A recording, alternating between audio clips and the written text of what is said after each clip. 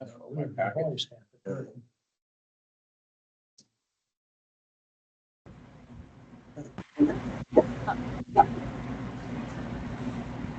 Hello, everyone.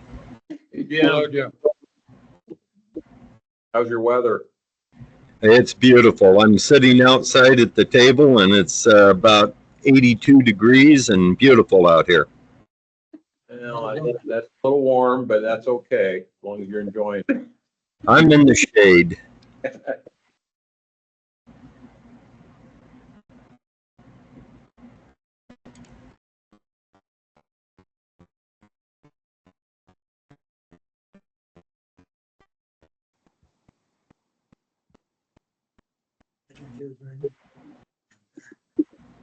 On the line.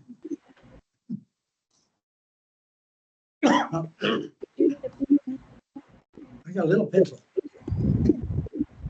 No, he got a bunch.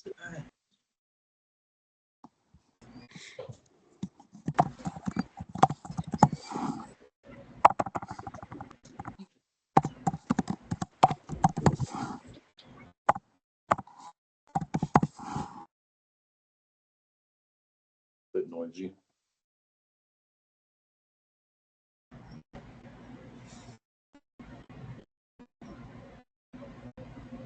My phone. Double me. It's busy. I can see that more. Yeah.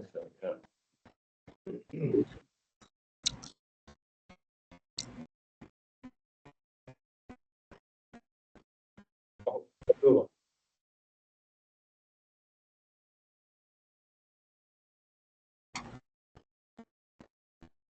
When you coming home, Jim? What's that? When you coming home? Middle of May.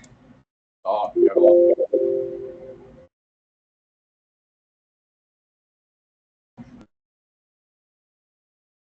I'll be home for the May board meeting. I'll be there. very good. You'll be home in time to start fooling with your river irrigation. How come you're not? Yeah. Is he confused? Or I'm confused. Are we back in time for the board meeting in May? I think it's May 14th. No, we'll be back. It's May what? I think it's May 14th, but don't. Yeah, I think so. Yeah, be back by then. You guys back.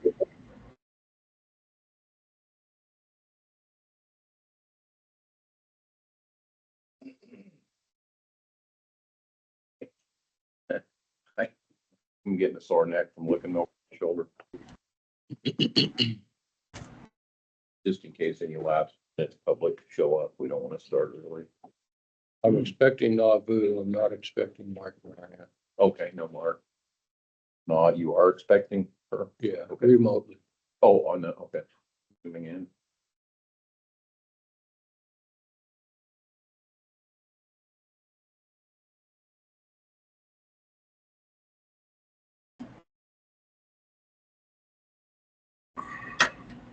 Okay, I think we're close enough to get this meeting started. I've never heard this room quite this quiet. It's kind of intimidating. So this is our Thursday, April 24th, Budget Committee meeting. And if we could please all stand for the pledge.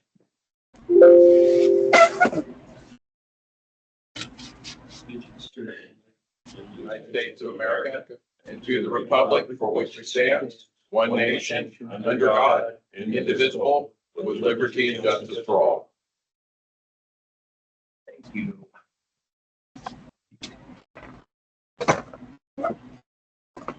Okay, item 2 here. We're gonna have, Na's gonna take the oath of office. Is that what we have going on? Is she gonna read that in? And can we do that by Zoom okay and everything?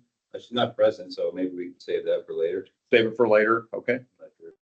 No, I'm fine, but I didn't know if they have to be in person here or we can do it by Zoom, but. Okay. Bye. So Okay. Randy, I have this form that has her, what you can read to swear her in. Okay, And then she'll have to sign it at a later date, but you can sign it. okay, so she'll just acknowledge that she's signed it. Can I look at that then? Is that the, it's not in our packet, is it? So the first thing on the docket is swearing you in, Oh, there she is. For another 40 Hello. Hello, Noah. Hi. Hi, Noah, can you hear us good? I can hear you. Can you hear me okay? Perfectly. Okay, so All I'm gonna right. I'm gonna stand up here with you and I'm gonna read this very short paragraph or a few sentences, and if you'll follow it and repeat it back to me, then we'll get through this pretty easily. Sure. Okay, so I, Navu, do solemnly swear that I will support the Constitution of the State of Oregon I, Navu, do solemnly swear that I will support the Constitution of the State of Oregon and the laws thereof, and will faithfully and honorably demean myself in the office of Budget Committee. Okay, I'm sorry. That was a lot. I'm sorry. Let me try to break that into a shorter sentence. Okay, and the laws thereof, And the laws thereof, and will faithfully and honorably and will faithfully and honorably demean myself in the office and demean myself in the office of the Budget Budget Committee Committee. member. As Budget Committee member, Perfect. To which I have been appointed, to which I've been appointed, so help me God. so help me God. Okay, thank you. I think that gets you sworn in, and we'll have you sign your official document when you're back in town with us. Okay, thank you. Okay, thank you. Appreciate it. Okay, good, I think. Okay, let's call roll, please. Jenna? Righty, I have John Foster, Here. Jim Stearns, Here, Randy Court, Here.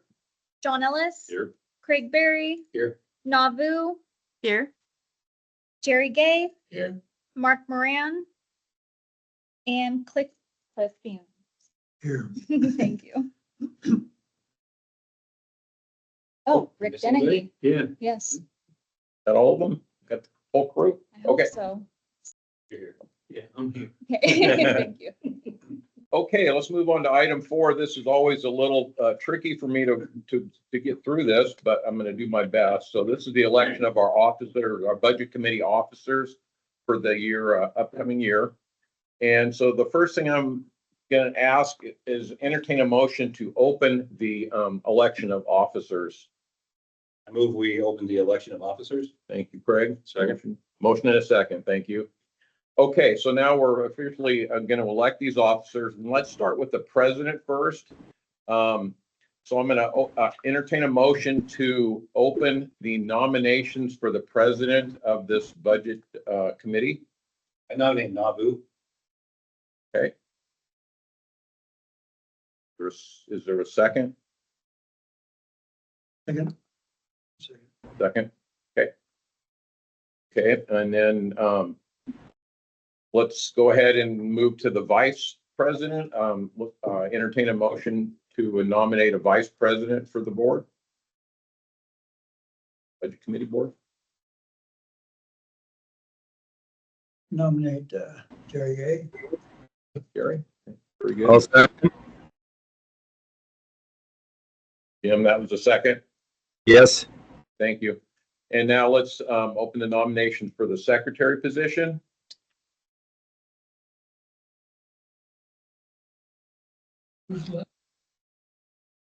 Mark Moran, he's not here. You, that's up to you guys. You could get him. I can't.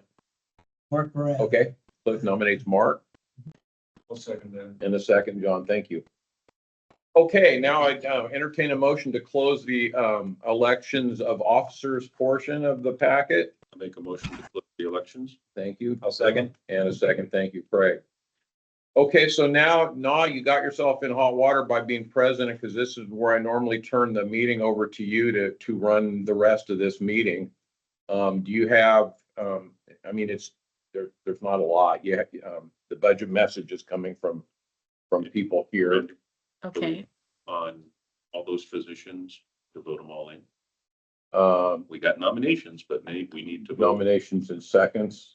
Don't you want to do it all in one lump? You can do it. that Okay, way. yeah, let's go ahead and do that. Then we'll go ahead and John brought up the point. Let's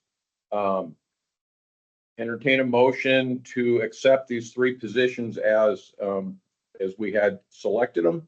I so do. Cliff's motion. And a second, okay. All in favor? Aye. Opposed? Hearing none. Thank you. Thanks, John. So budget message, like I said, I normally would turn it over to you to run as the new president of the budget committee. I Okay, don't know, do you have a packet with you? No? I do. Okay. I do. So you want me to just read through the message here?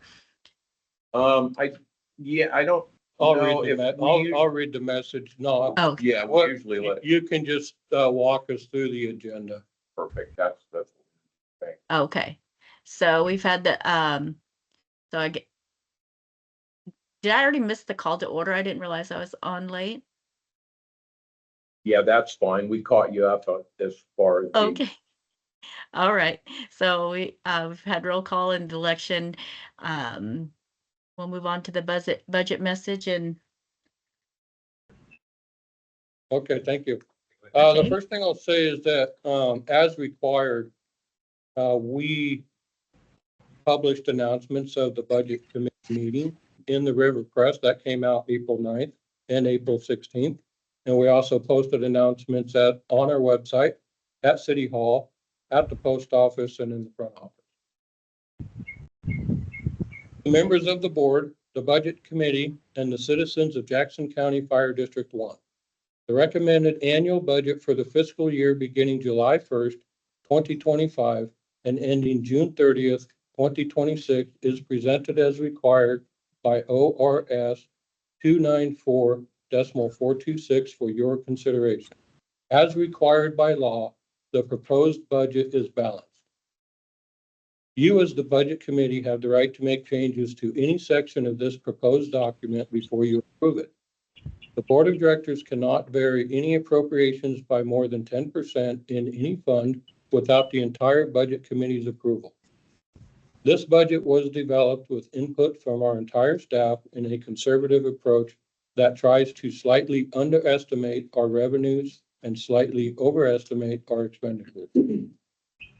This budget funds the priorities of JCFD1.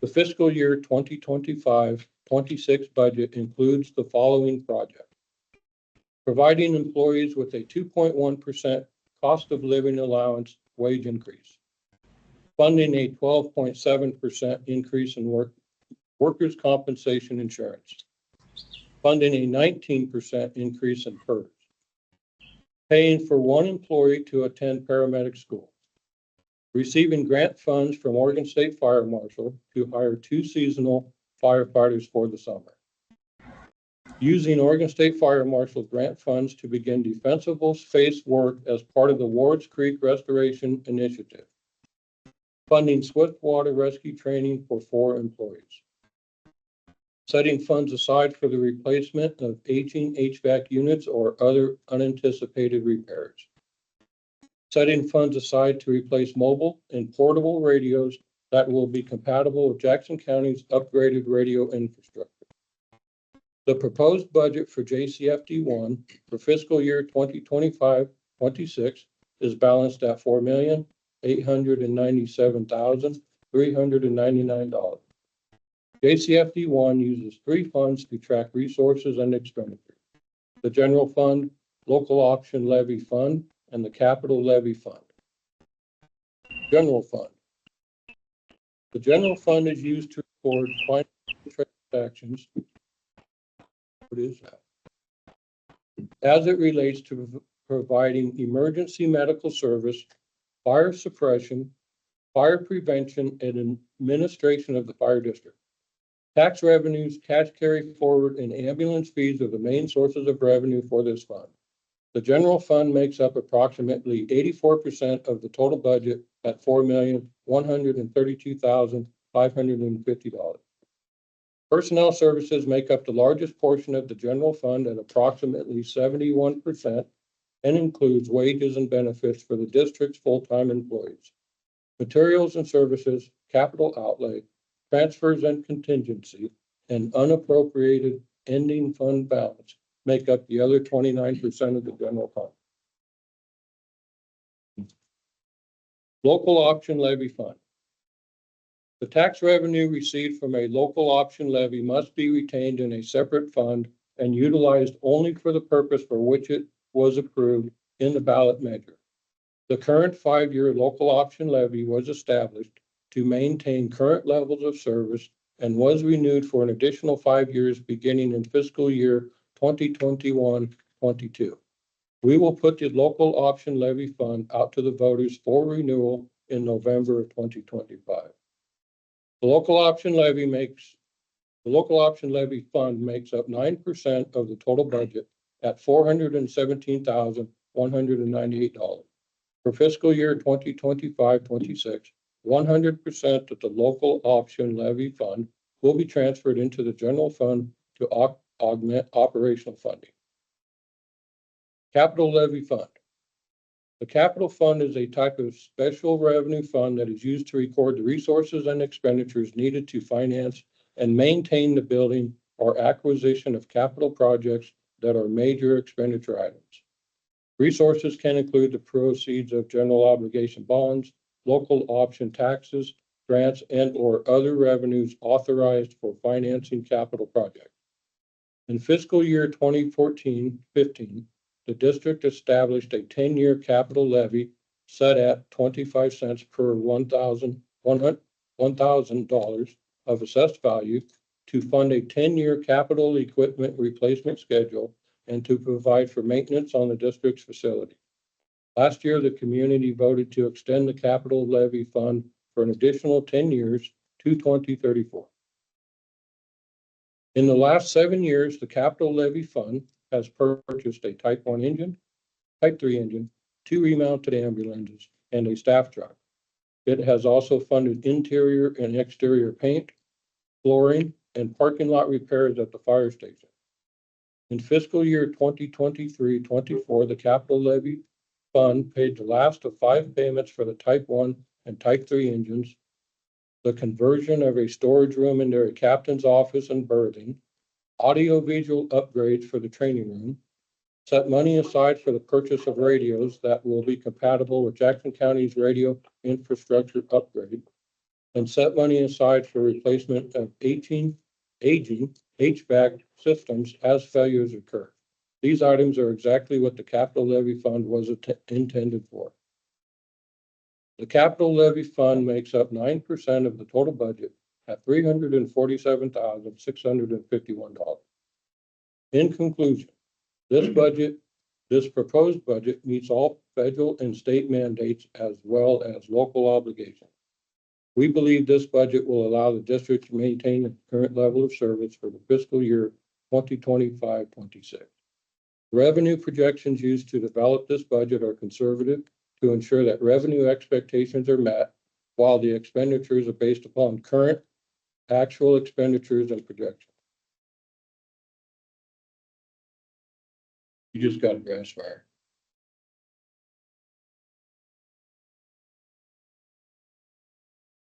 I would like to publicly thank the entire staff for their help in preparing this budget. It was a team effort with input by all members of the district. I also want to thank members of the budget committee for their time and effort in considering this budget.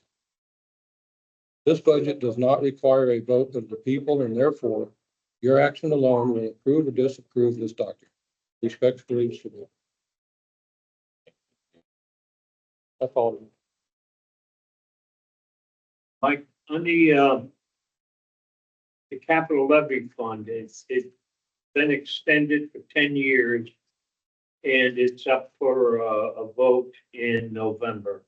Is that at the same rate, 25 cents per $1,000 of assessed value? For clarification, the capital levy fund is 25 cents per $1,000. It was extended for 10 years last year, so we have Right. 9 more years to go. We also have the local option levy fund, which comes up in November. That will be for 5 years, and that's 50 cents per $1,000. So those are two different. Math is off a little bit on capital levy or local option. They both can't be 9%. That would take it to 102%. There's a typo there. I had some questions about input. You seek input from all members of the community, you said? All members of the district? Yeah. How did you solicit the board? The board does not participate in that part of the budget. Your job is not to build the budget. Your job is to approve the budget or deny the budget. Are you concerned of that? Positive. And so nobody on the budget committee was consulted either on priorities. Your consultate, that's the purpose of this meeting right here. And so to, bring up another thing, last year, we included the board of directors in building the budget, which I like because I get all that extra input and it makes this meeting easier. Our auditor said that's not appropriate. You don't get to build the budget and then approve the budget that you build. That's why it's separated like that. So you work through the budget process and then bring it to us for Correct. approval. And then we bring it to the budget committee to bring them up to speed and approve. Yeah. Vice versa. It goes to the budget committee in the workshop in this forum first, and then it goes to the board of directors for final approval. Okay. Even though we would probably see more of that information before the budget committee, since we meet monthly and they are only involved in the one meeting. Okay. I'm not allowed to show it to the board until I show it to the entire budget committee. And at that same time, I have to make the budget draft available to the public, which we did. We put copies in the front counter. Thanks for the clarification. Got it. Thank you.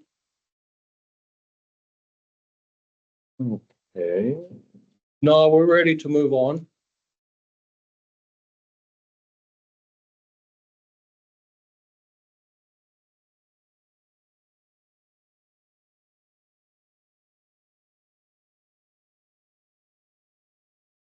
Did she leave?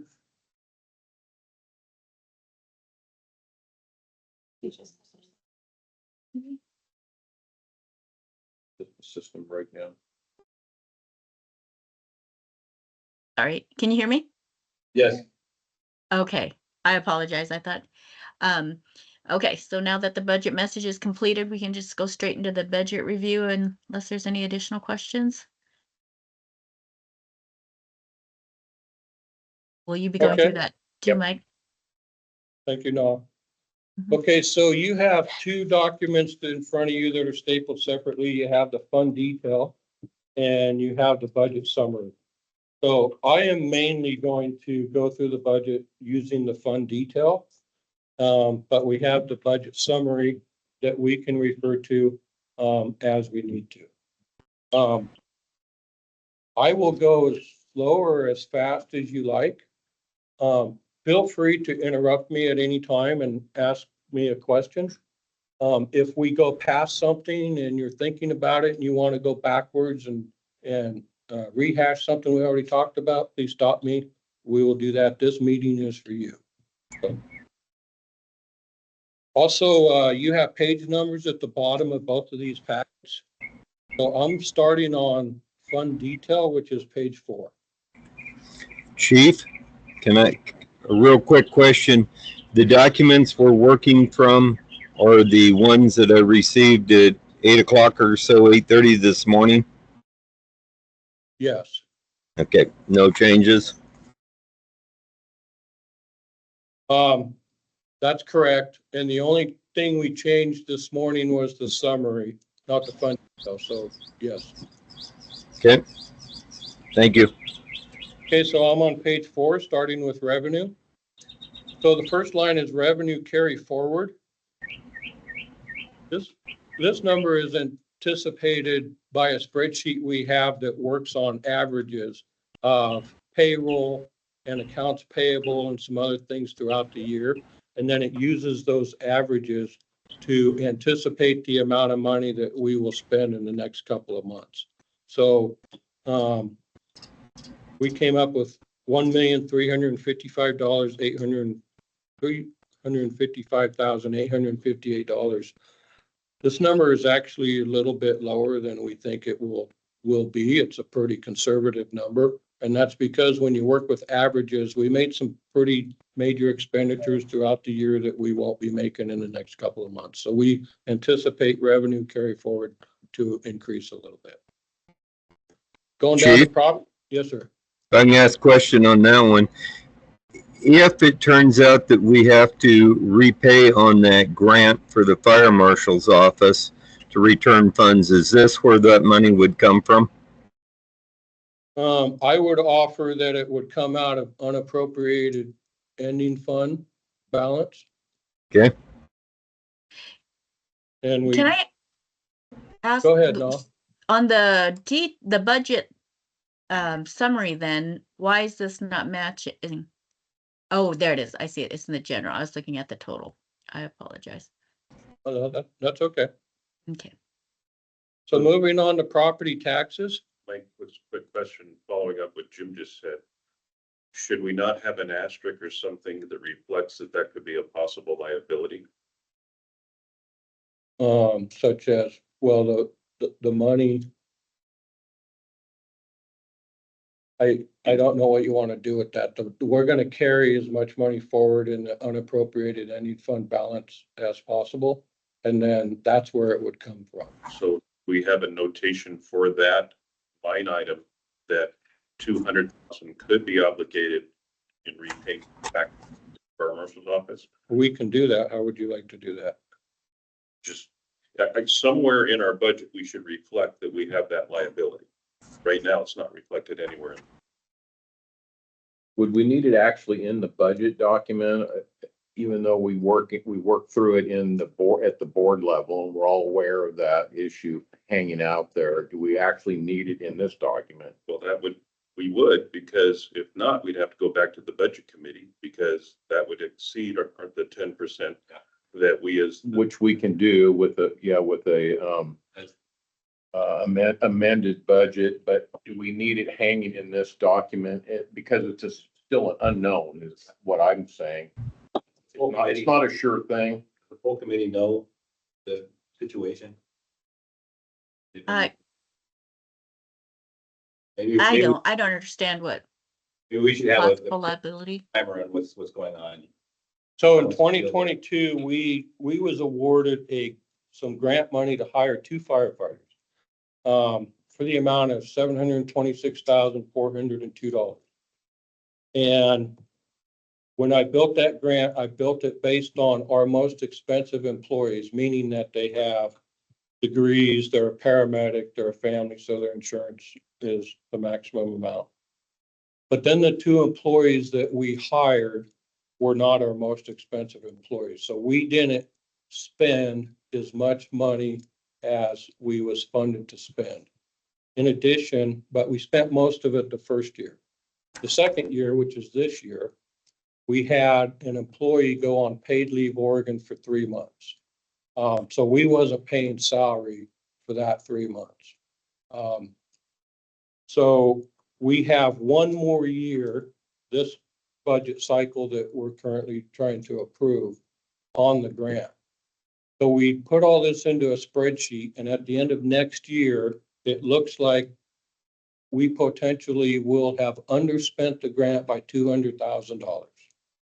So there's some possibilities that could happen at that point. The Oregon State Fire Marshal could ask us to pay it back, or they could amend the grant and let us carry it forward. We won't know which way that goes until the year when we get to the end of the grant. So was this the purpose? We received that email revised that saying initially you were going to open an account, set up an account for grant funds. Yes. Well, so this purpose? situation is what spurred me to think about it. So I wanted a way going into the future, especially since we have some expensive grants or high dollar grants sitting on the horizon. I wanted to separate grant funds from general fund money, because when you mix them up, it becomes difficult. It creates some accounting problems. I wanted to make sure that we only spent that money the way that it was intended to be spent. So why aren't we doing that then? So working with our auditor, they originally agreed to that concept. But then they came back, so we created grant fund. Then they came back and said, well, if you create the grant fund and you put $35,000 of grant money, which we are going to receive from Oregon State Fire Marshal for seasonal firefighters into the grant fund, you have to run personnel services out of the grant fund and out of the general fund simultaneously. Our intention was to run personnel services out of the general fund and then just reimburse the general fund. Our auditor said, no, you got to run them separately. So that is pretty problematic and complicated. So our auditor recommended that we get rid of the grant fund for now, but if we receive the $1.3 million CWDG grant, which we have applied for, then we come back and build the grant fund. So what we did instead of the grant fund is we put some specific line items into the general fund to track the current grant that we have. With that, Mike, I had one question that I'm not clear on. So we had $700,000. We're only going to spend $500,000. What happened to the extra 200,000? Did it get spent? I wouldn't say it got spent. I would say that it's embedded currently in the general fund. So it's part of it is cash carry forward. Things like, for example, if you look at our current revenue, budgeted revenue, it's 900,000. We anticipate we're going to spend about 630,000. So that's where it's at. It's embedded in the general fund. So we don't really have the ability to go in and pull that back out. So I have a couple questions on that, Mike. Basically, this was it was just a personnel services grant. So all your expenditures came from your labor costs. Correct. Well, Are you, there's some training and uniforms, but Equipment, for the most probably part, stuff, too. it's personnel service. But there's admin, training, uniforms. There's some other things in there. have you been making quarterly reports on the grant? I think we made one annual report, yeah. So you should have that information from the annual report that can be extracted. We know exactly what we spent on the people. So if you know exactly what you spent on the people, why can't we break it away and have it stand alone instead of commingled? You can right now, you can take $200,000 out of the general fund and put it on a line. That was my question. Okay. My question was, is if you know exactly where we are with that budget, why don't we create the separate accounts like we discussed? And yet you would have to have two PS accountings from it, but actually that's just another line item where your initial draw would come from the grant to pay that PS. So, Our auditor recommended we don't do it now, and it's not one line item. It's taxed, there's insurance, there's. Are you Chief? Yes, sir. talking, John, going forward or forensically backwards to this, when this started? I didn't quite. well, I'm talking about this grant, right? I'm talking about our current The budget. current existing, Jim, you're going to say something? Yeah, and my concern for bringing this up was if we don't show it in this budget and we need to pay it back, we will have to reconvene the budget committee because that's going to be more than 10% of the fund. And that was the whole purpose of it. That's correct, but that won't happen in this budget cycle because we have one more year on the grant. Got it. Thank you. Yes, sir. Is everybody okay?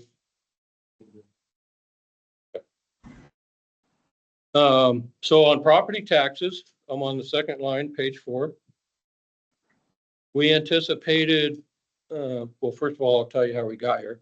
So we take our valuation of the previous year, the valuation of the district, we multiply it by our tax rate, we come up with a dollar amount, and then we add 3% to that. And then after we get that number, we assume that we're not going to collect 7% of that number. And so we came up with $1,505,469. That is a 3.3% increase over last year. That's a pretty small number, but that's what we have to work with.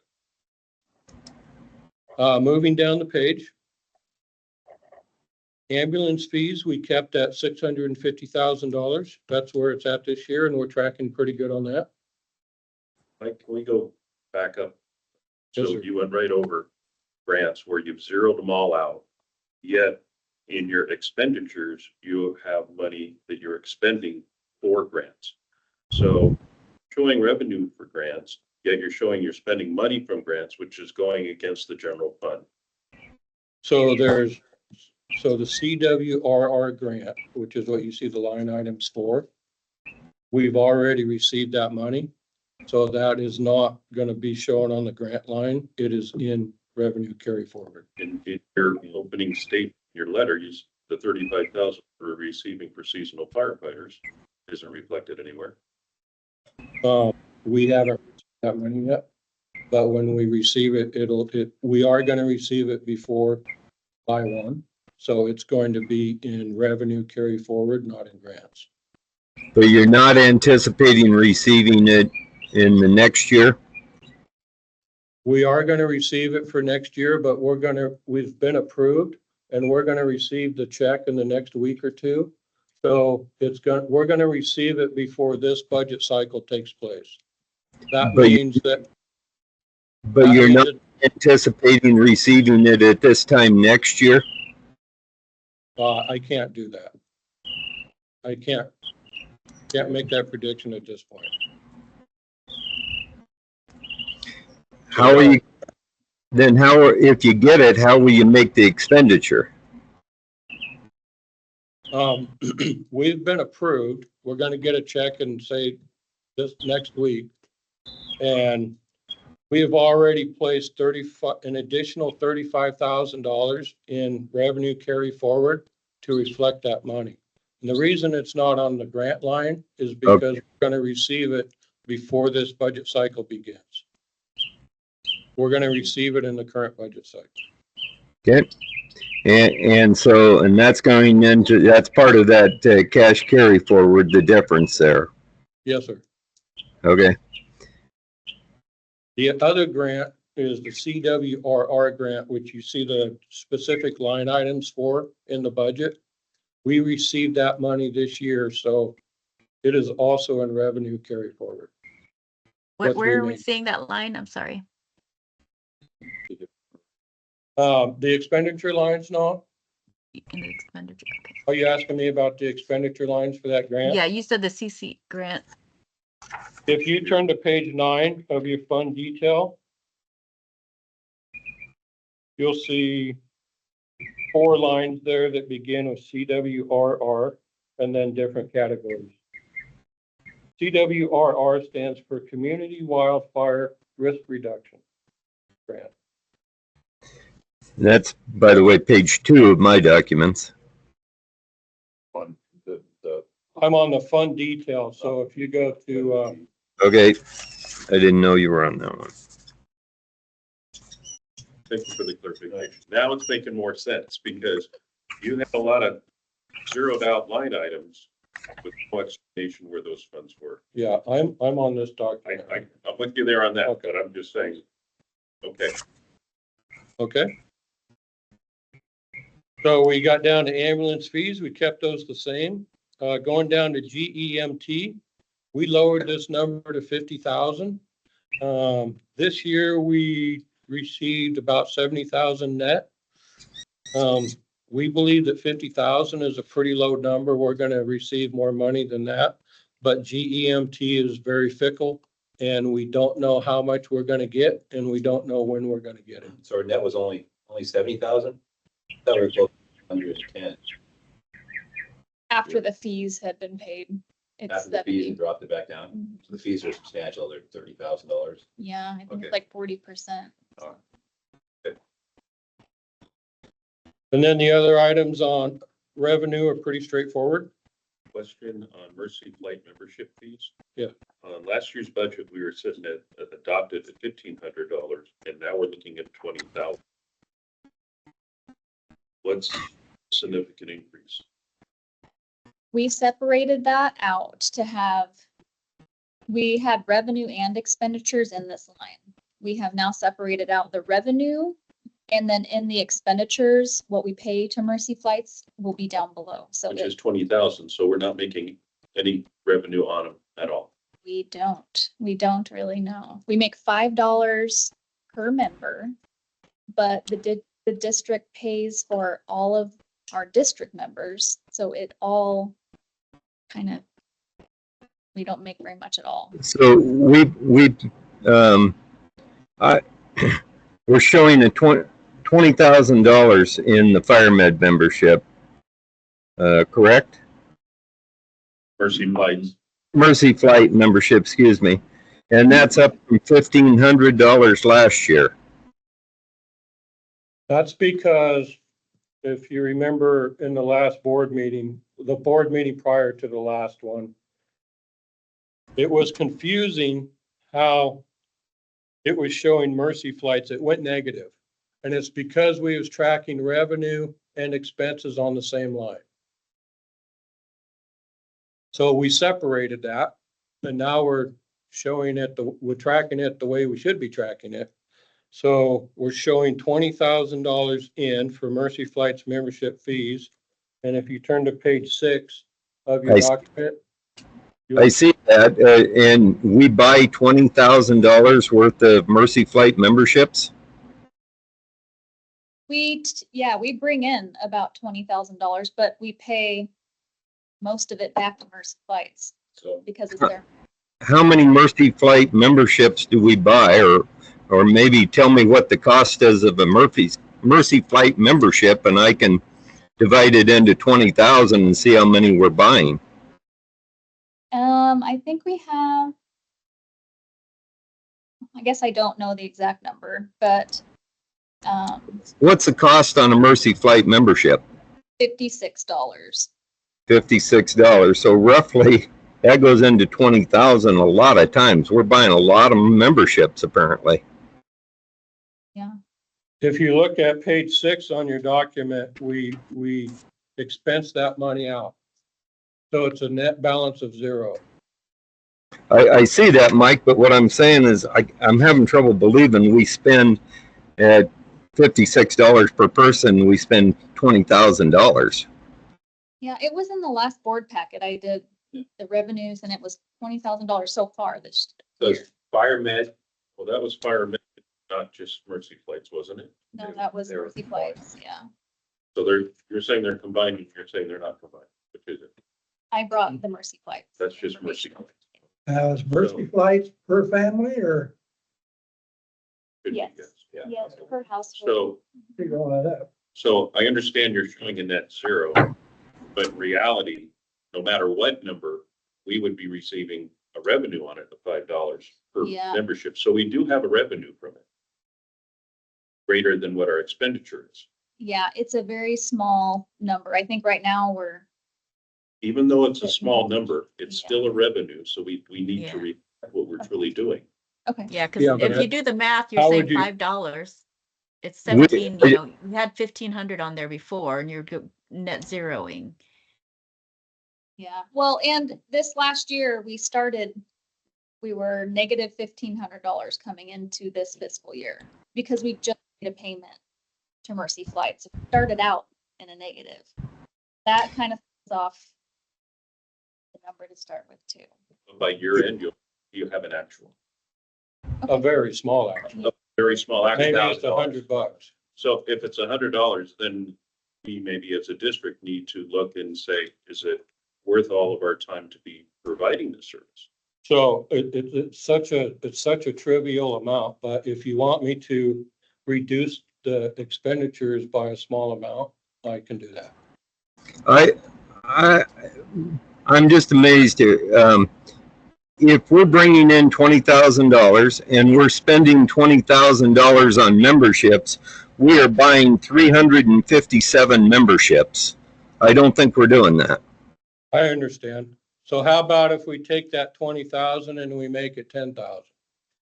And then on expenditures, I'll do the same thing there. Sure. But, I mean, are we buying 175 memberships?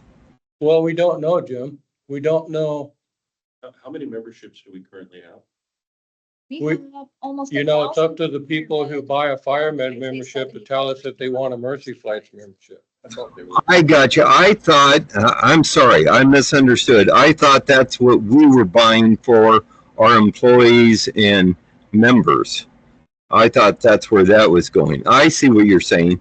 The I'm money, sorry, I should have explained it better. These are memberships we buy that tag on to our fireman membership on behalf of the community. I got it. Showing, So, showing, yeah, a family of three is each one of them pays a membership for the No, flight. No. it covers the whole family. Yeah, Household. okay. Okay. so we're showing a pass-through item as both a revenue and expenditure. Yes. I got it. Okay. Thank you. Sorry for the confusion. So we're doing the same thing with fire med. So we're not making any money on fire med or Mercy Flights. We're not doing the same thing on fire med because we keep 100% of the fire med fees that we sell. We own that. That's a community service. That reduces their ambulance fees, right? Yes. Okay, and down to transfer, you see $417,000. That's what we're gonna transfer in from the local option levy. Okay, moving on to personnel services. PERS is $542,000. That's an increase of 19%. Where's that 19% coming from? I took, this year, which is $455,000, and divided it by $542,000, and I came up with a 19% increase. We got a PERS action. But where's ours coming from? Why do we have a 19%? That comes from the PERS. So PERS tells us, PERS Oh, gives okay. us a prediction on what it's gonna be. Okay, so that's coming straight from them. Yes. HRA Viva and health insurance stayed about the same. Down to overtime, we reduced the overtime from 150,000 to 133,000. We're tracking really good on overtime this year. Salaries actually went down a little bit. Seasonal firefighters, 35,000. That is going to be grant funded for Oregon State Fire Marshal. Hey, Mike, just a side note or a question on seasonal firefighters. Are they under their own job description? No. Then what are we basing their salary and everything on that? Just the local market. Workman's comp increased 12.7%. What are tax liabilities? What's that mean? That's the taxes we pay on Taxes, yeah, employees. federal. Social Security, Okay. those type of That's Social Security. Workman's comp increased 12.7%. This is a prediction that's given to us by SAFE. Compensated absences, we put 40,000. If I retire in a year from July, I have about 400 hours of paid time off sitting on the books.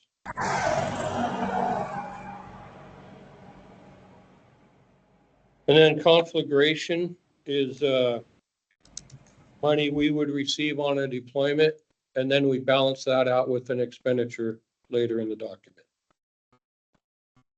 So our personnel services increased about 4.4% overall. Okay, moving on to Stearns and his birds. Yeah. We don't have, Okay. I went there and Okay, did that. I'm good. So with I that. I can just speak to it. thought I was missing, but thank you. Okay, on materials and services, I'm still on page 4, office supplies. We increased by about 8% to $16,390. Moving on to page 5. Advertising stayed the same. Station maintenance and repair, we increased about 15% to $31,900.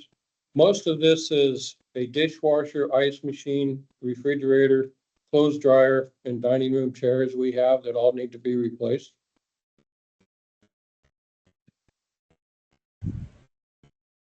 Service liability insurance went up about 11%. Utilities, we increased by 14%. Apparatus fuel, we kept the same. We're tracking pretty low on that. Dues and memberships, now I'm moving on to page 6.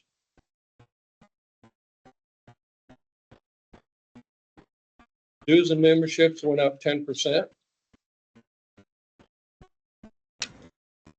We already talked about Mercy flights.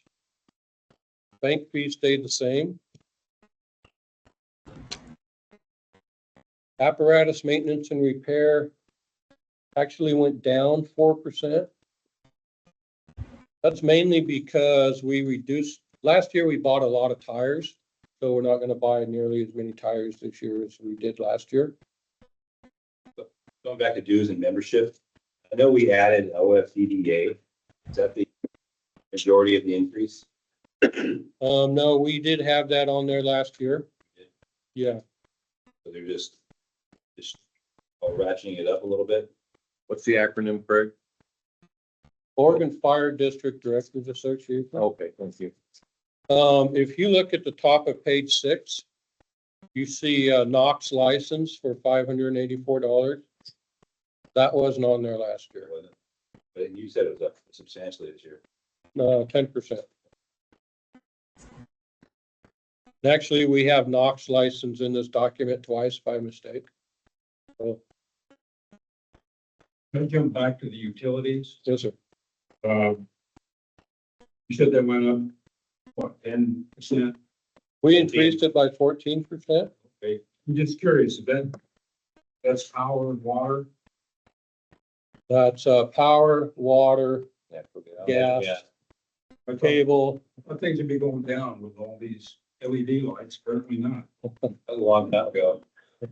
Yeah, but we stable. guaranteed we were gonna. Never mind. It'd be higher without them. No, are gonna go out. We're gonna get all this money back in the long term. And we can get you an electric car. Trust me, trust me. Yeah. So on medical supplies, that went up 10%. The main driver of that is what you see, linens, $5,000. Asante is going to start charging us for linens now. They've been threatening to do that for a year. But they keep postponing and they haven't given me an amount. And I don't want to ask them for an amount because that might motivate them to start charging me. So I just picked a number of $5,000. That's when you take somebody to their facility, We go to the emergency room, we deliver the patient with a pillow, and then we pick up a pillow off of their bed, and then we replace our linen out of their linen closet. and that's the same with Rogue Valley and All 3 hospitals, but Asante only covers 3 Rivers and Rogue Regional. okay. So Thank you. that amount is based on call volume. Thank you. Civil Service Commission, we kept the same. Just out of curiosity, under Civil Service Commission, you got the National Testing Network. That's not for like ladder testing and things like that? No, that's for recruiting and testing firefighters. On prevention, That went down substantially. Because last year we had $25,000 in there for a reader board. And we did not include that this year. I noticed in the prevention grant, like you said, it was substantially dropped, $30,000 over that. But I noticed in the prevention budget itself, there is nothing for supporting Firewise programs, WUI programs, or anything like that. Has direction changed?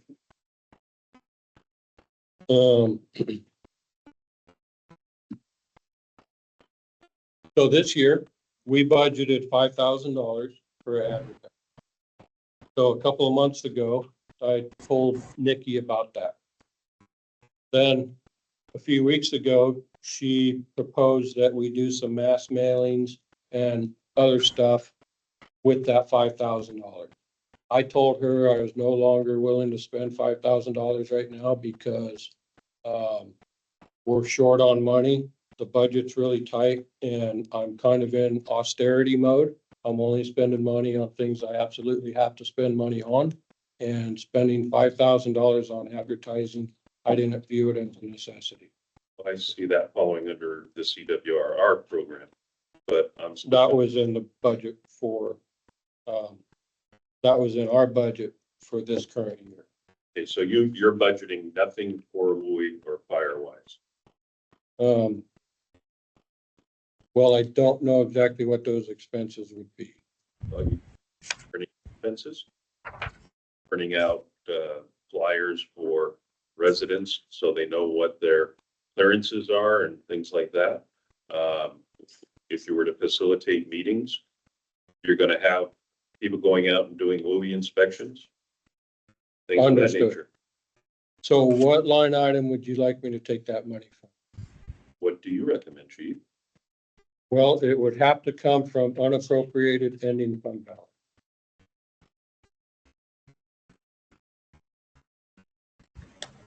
I mean, it's obviously a number, but it's the mailings and some stuff, website, that's not a lot of Do we money. need to get that information back from staff? You need to tell us what you need for it, because that's even an item that we have in our strategic plan. Right. It's a number 2 item, is supporting Firewise and those things. So if we're going to follow our strategic plan, we need to support the prevention program to do that. I would offer that we're doing as many home assessments now as we can handle, and we're not advertising. It's coming word of mouth. It's coming from Facebook. It's on our website. So as tight as this budget is, I don't want to spend a lot of money on advertising. I think we do a lot. Isn't there a chance that some of that's gonna be pulled back anyway because the map evidently is going out the window? On the map, but we still have liability. The map isn't at risk. The map is a map. Right. Our Well, department they're has changing that a lot of whole risk. approach, so. That drove a lot of this Yeah. Well, that's what drove the insurance That's rates what and drove everything it, going yeah. up. But here's the thing. That didn't change what we have in fuel loads. It doesn't change Well, the liabilities. I agree, but Prevention is one of our responsibilities as a fire department. I understand all that, but if they change the procedure, we might be the beneficiary of some magic money from Washington DC. They're handing it out like it's Halloween candy, so that's probably gonna end. I think it's already ended, such as with the Anyway, I state didn't mean fire. to interrupt, go ahead. Well, no, such as with the state fire marshal's office, where they're no longer giving people money for their inspections. So the money is quickly drying up. That's my that's- point, that's my point. And that's exactly my point. And I thank you for bringing that up, because with all these grant monies drying up and everything, we need to budget for this to be able to provide our prevention service. If the money isn't there, where are we gonna get it though? That's I mean, what we need. I think grants are gonna disappear, or at least for a few years. I think some of us want. When you say grants are disappearing, I mean, are we not actively out there seeking new grants? I just see the grant numbers decreasing every year and now we're at nothing. Is this not, what's changed, I guess? Are we not actively? program wasn't grant money that we were using. We had budgeted in last year's budget money for overtime to do movie inspections. So it wasn't a grant issue. Or either, that all disappeared, it wasn't even spent. Well, I didn't mean to bog it down, so let's move on. No, but. Hey, no, here to answer your question, Mhm. we had a $75,000 grant approved last year. We have $68,900 of that left. And we also applied for a $1.3 million grant. So we are still in the grant business. Okay. But we don't have anything in the, but we don't think it is a possibility or that we'd be receiving any money in this next year. Revenue line's empty for grants, so. Well, we don't can't know. anticipate 'em. We applied for the grant. I don't know if they're gonna fund it or not. Usually with grants, you report on your budget what you anticipate to receive. This appears we're only anticipating to receive $1,000 in grant. You report the anticipated revenue and the expenditure. If there's no grant, if you don't get the grant, then you don't make the expenditure, but you typically show it. We've received $35,000 pretty consistently. If we anticipate receiving $35,000, I would think we would show $35,000 and we would show in the grant the expenditure under the summertime hires with the understanding that if we don't get that, we won't expend it. I understand that you got the money in this budget year, and that should have been anticipated and reflected in the current budget that we're in now.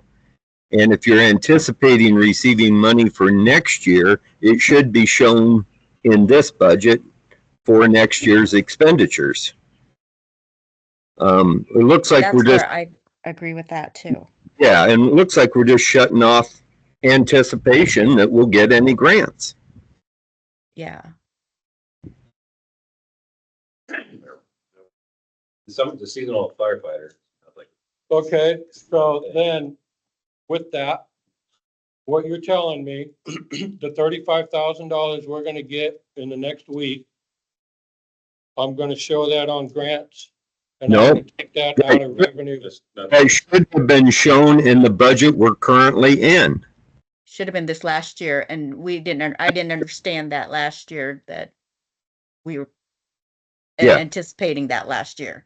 But now that you say we can't include it this year, that's where we need to go, okay, what are we gonna anticipate if we get approved for this?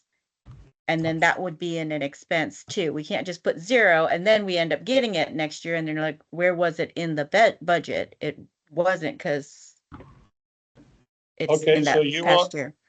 So you're telling me you want me to assume I'm gonna get $35,000 next year, put that on the grant line, and then expense that out someplace else in a different area? What's the grant for? Seasonal firefighters. Okay, so you would put it into Seasonal that firefighters. expenditure, your personnel expenditure for next year. And if we don't get the grant, we're not gonna have seasonal firefighters. Then your Yeah. I actual will already change. have $35,000 under seasonal firefighters for next year. And where's that money coming from? It's coming from revenue carry forward because I'm gonna get the check this year. So you're gonna receive, you think you're gonna receive 35,000 next year, and you're just gonna put it into general fund so that it shows up in your revenue carry forward next year too? Is that what we're doing? Did we do that last year in the budget? Yes, I think so. Okay, Because it needs to be more accurate. I mean, when we have these past grants and we know, we've got this one unaccounted for this last year, we got to move forward accounting for this. So it shows you can't go from having this grant money, then 0, and then when we actually get the grant money, it was never accounted for. It's just for consistency's sake, it needs to be accounted for in that line. To be in the budget. in the budget, yes. Don't And spend not it. just Don't- in the general fund when we receive it. Like the budgets. That's missing. Okay.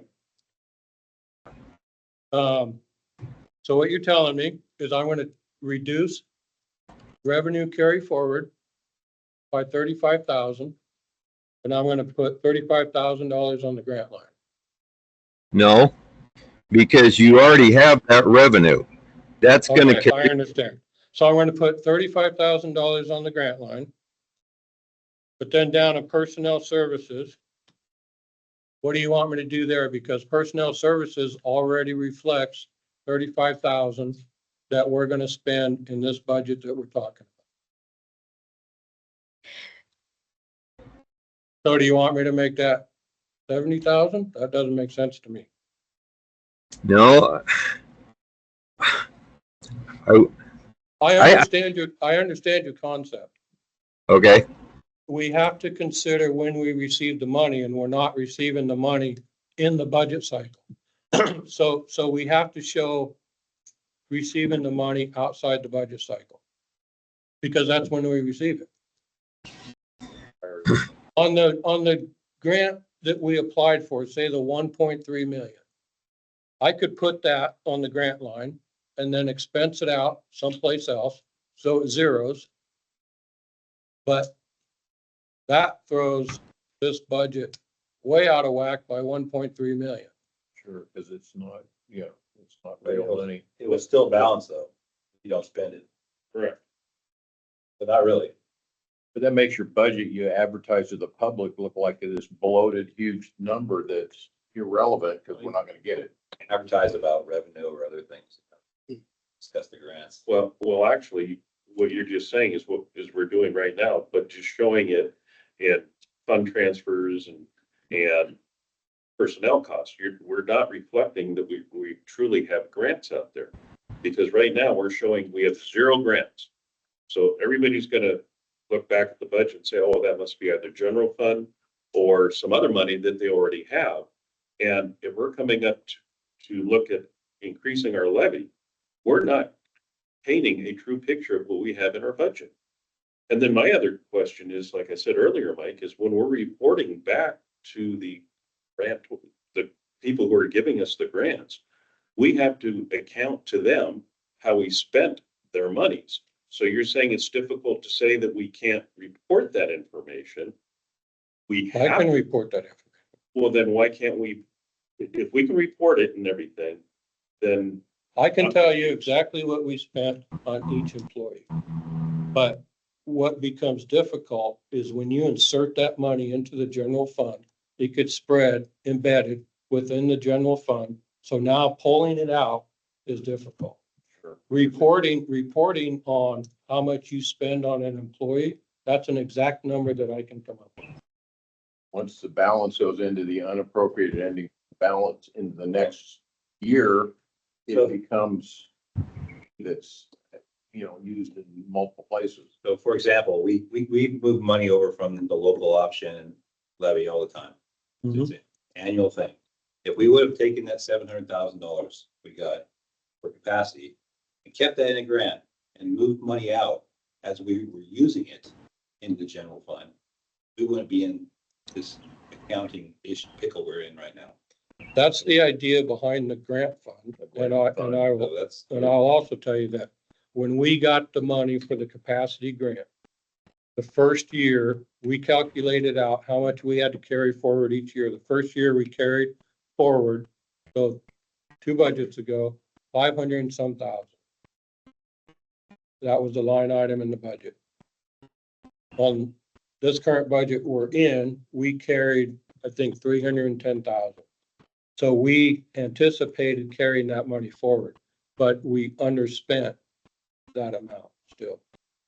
So I had an employee go on paid leave Oregon for 3 months. There was no way to anticipate that. That's this current year. So the grant fund, the concept of the grant fund is to prevent that from happening again. Our auditor initially recommended do it, but then they recommended don't do it unless you get the $1.3 million grant. Because it's damage is already done. basically. Yes, Well, The dam- I got, when do you know if you get the grant?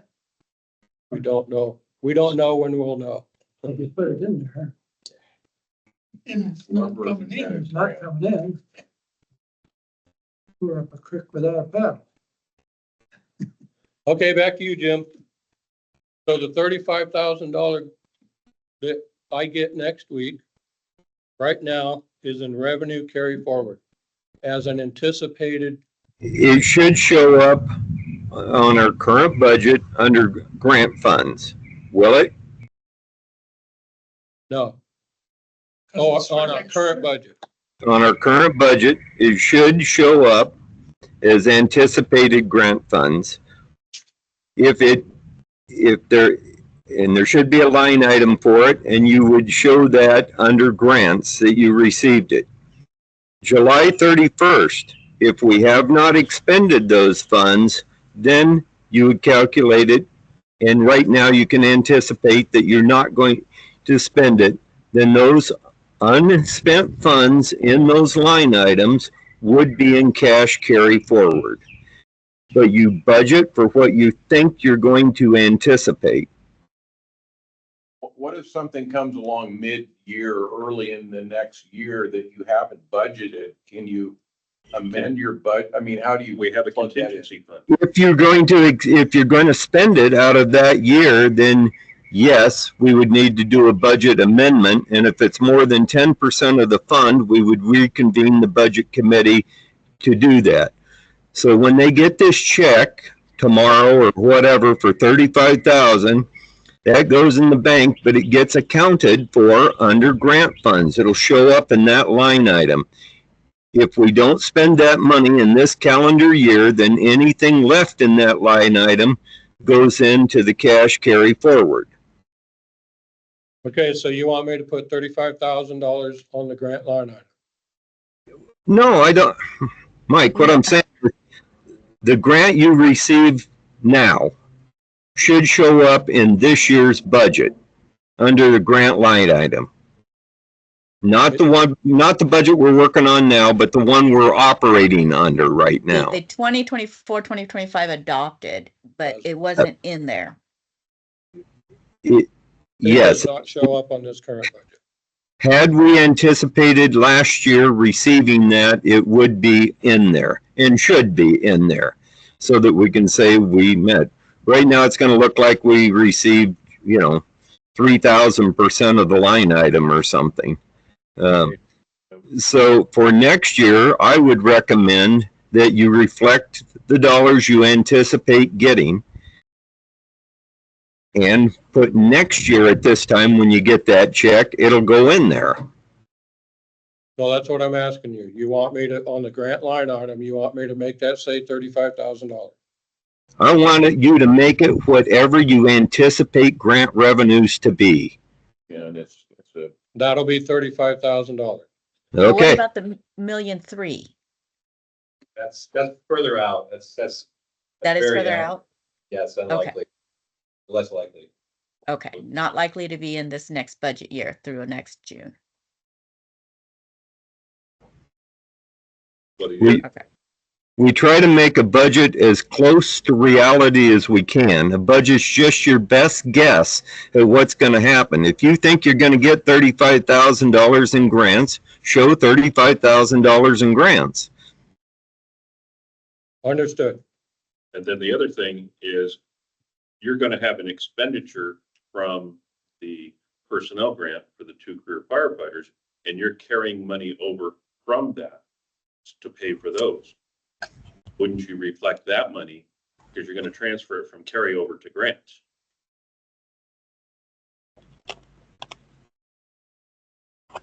Because you're saying it's difficult for the accounting on the grants. By it's not doing anything, it's going to become even more difficult.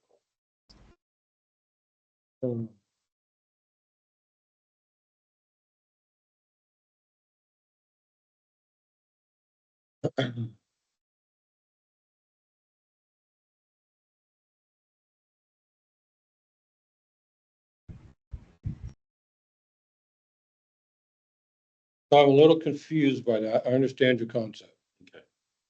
Okay. In this current budget that we're in, we brought forward $308,000.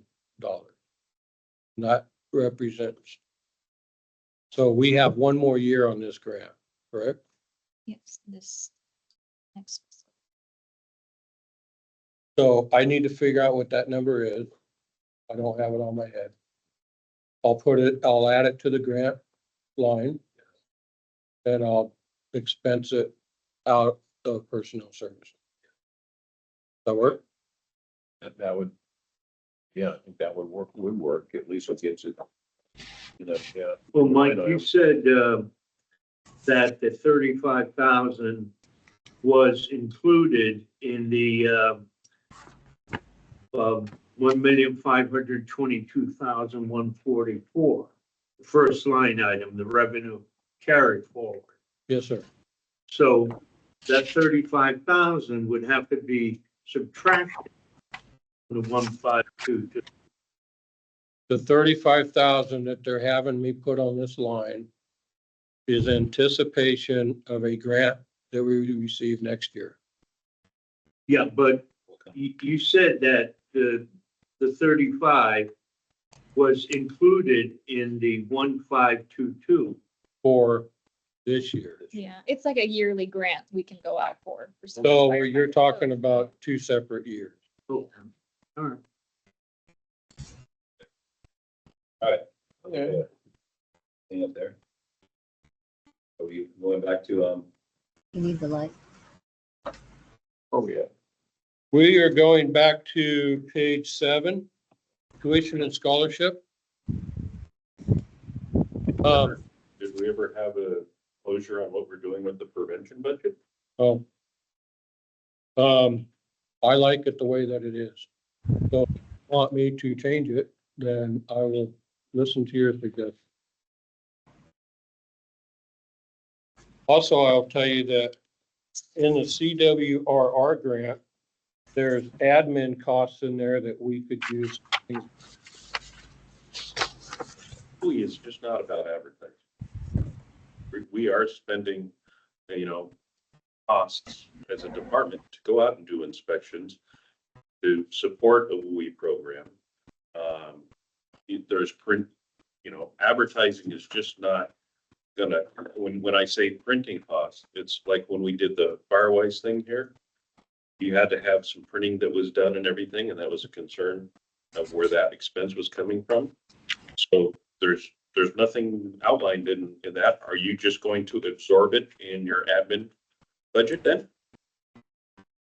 The expenses that we incur in WUI, with the exception of like printing, are fixed expenses. So it's salaries, it's fuel to drive out there, it's overtime. Yeah.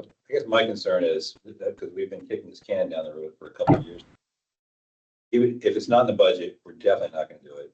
And if it's in the budget, we're still probably not gonna do it. That's my feel on how we've been dealing with prevention in regards to.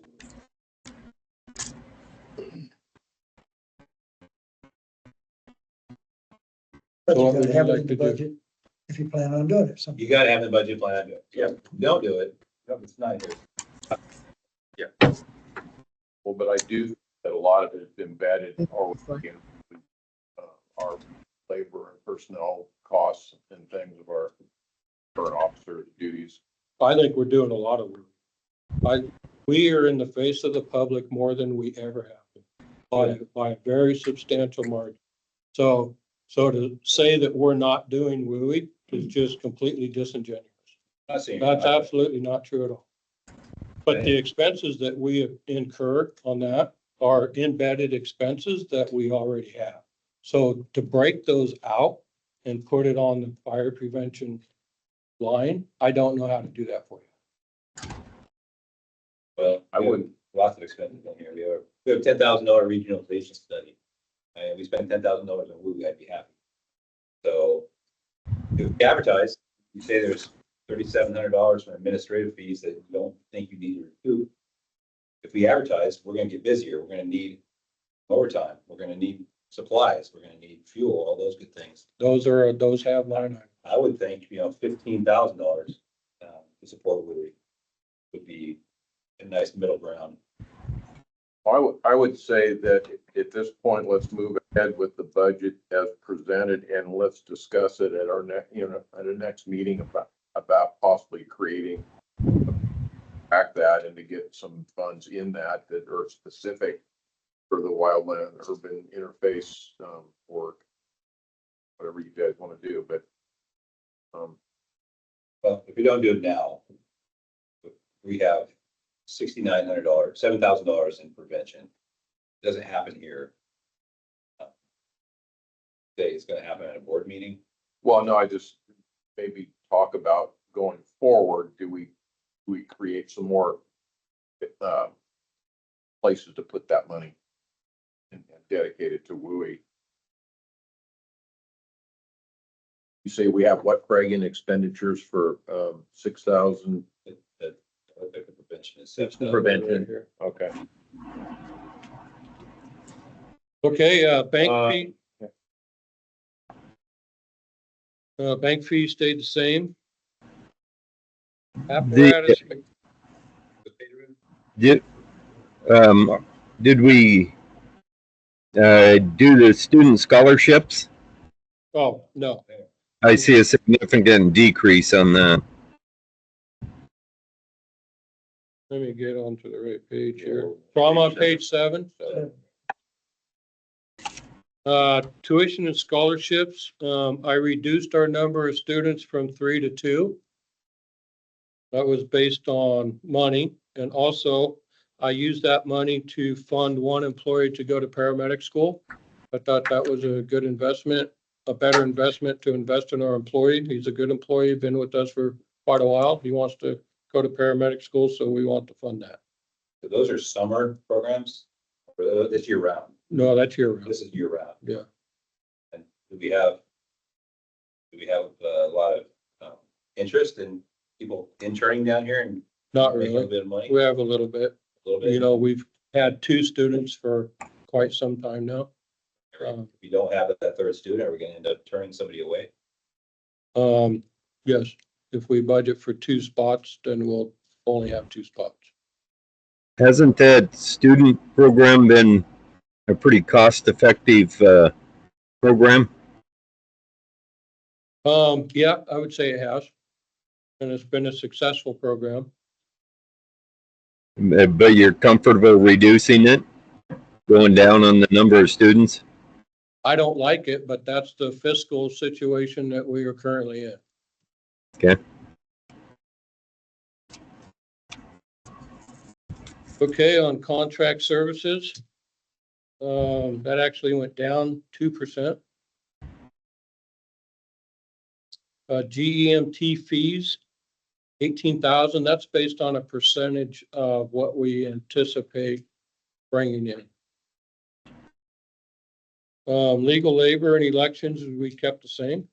So that number's really ballooned. I've been on the board since 2013. What number is that? Brief hiatus, the legal, Okay, that's really ballooned. In elections, $10,000. Why would we need $10,000 for elections? that number is probably high. Because we're going out for a levy in November and we're gonna have to pay for part of the cost of putting on the election.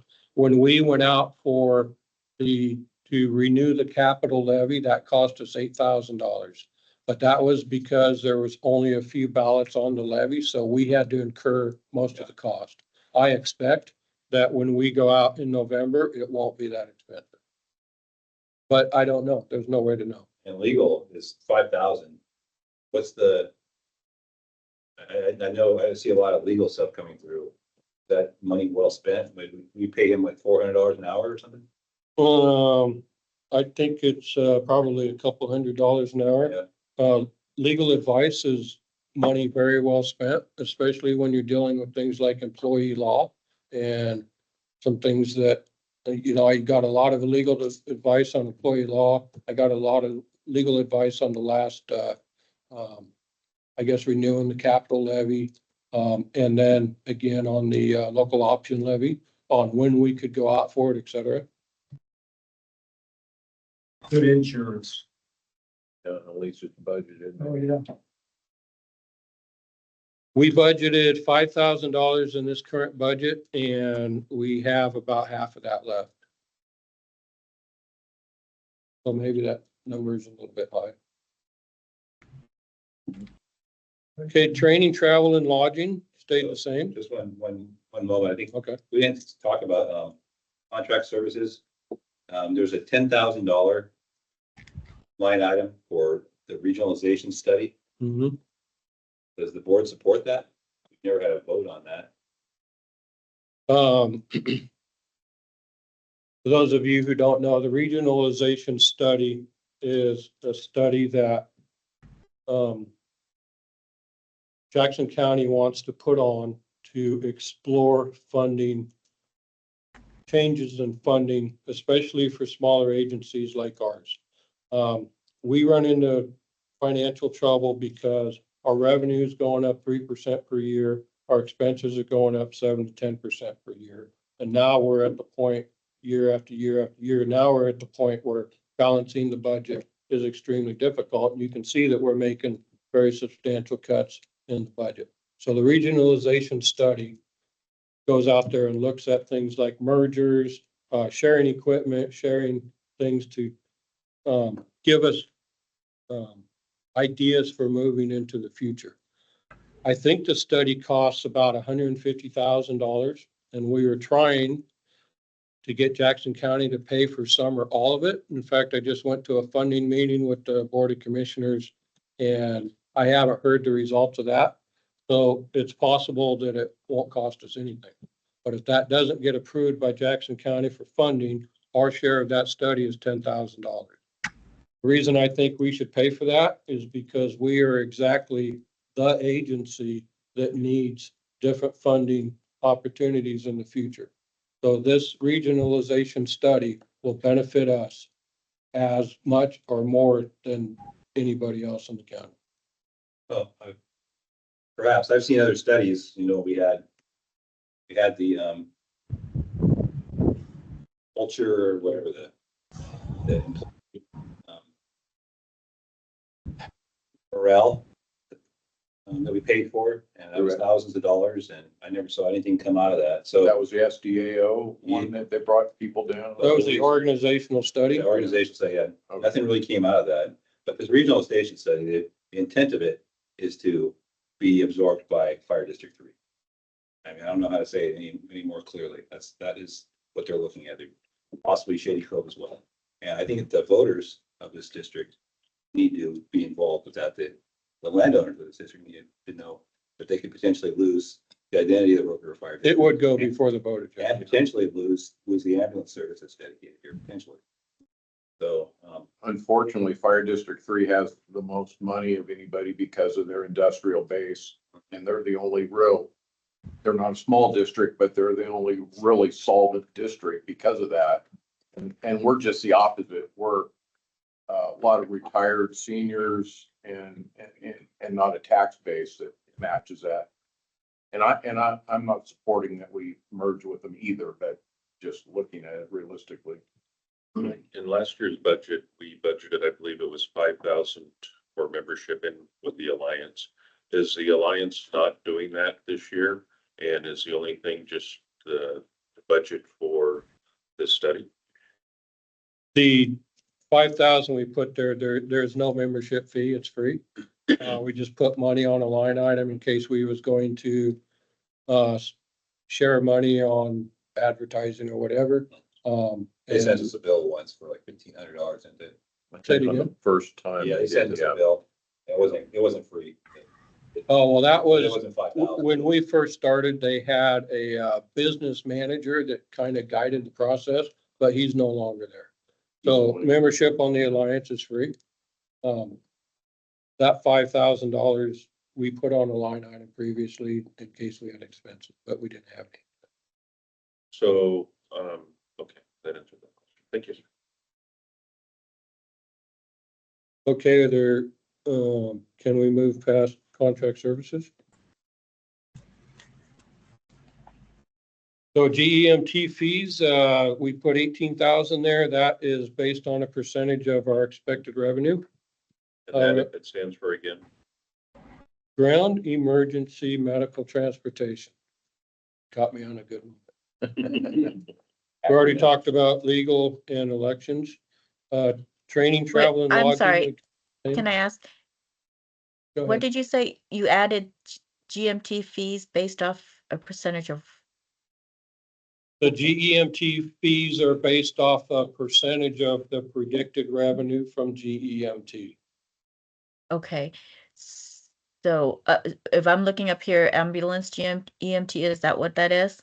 Yes, Okay, so if our revenue budget went down for that, why now do we have an expense that wasn't there before?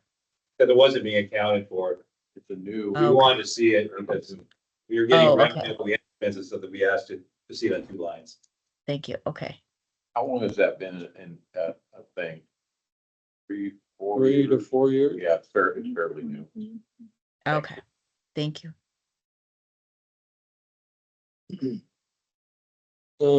Conference travel and lodging, we increased that a little bit, because we're overspending that line a little bit this year. I thought we were, that's something that you can cut with austerity, be under austerity.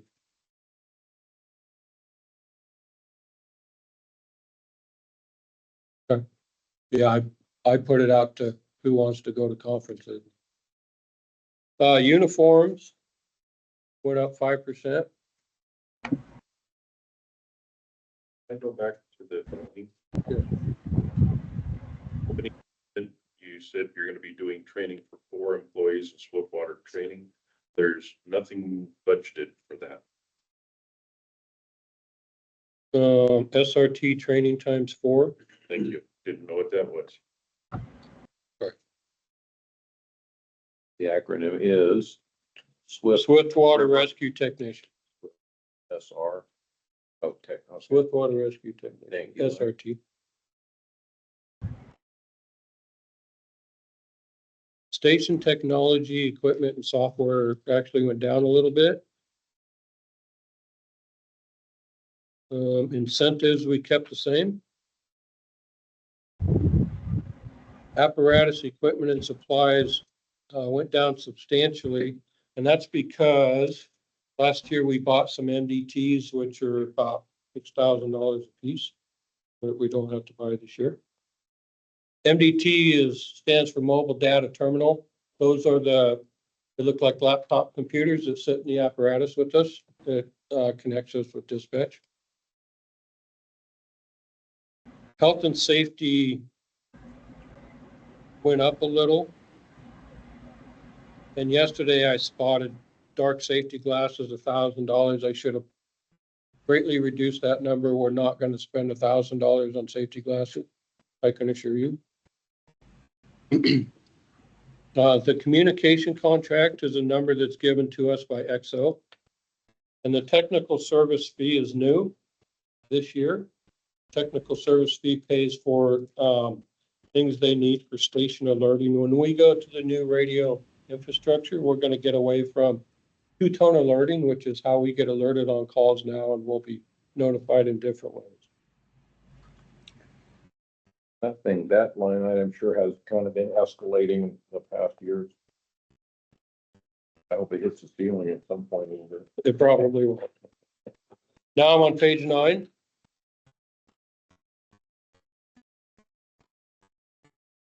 Protective equipment actually went down about 8%. And then going down to the CWRR line items, we already talked about Can we go back under protective equipment? yes. Are you guys using, because I noticed you got in there for structural helmets. Are you using a multi-helmet or are you using a separate helmet for wildland and a separate helmet for structure? As we replace helmets, we are replacing them with combination helmets. Okay, so that's why you don't have any wildland. Some of us still have both. But the goal is to go to the combo. Yes. Okay. CWRR line items, already expense out the grant that we've already been awarded. Ask a question on that. You have a line item for district administrative, and then there's a separate line item from WCRI admin costs. What is the difference between those two? And then why are we paying an admin cost? They're receiving monies already from the grant. The district administrative cost is our cost. WCRI admin cost is for WCRI, which is Creek Restoration Initiative. That's our project manager. And them.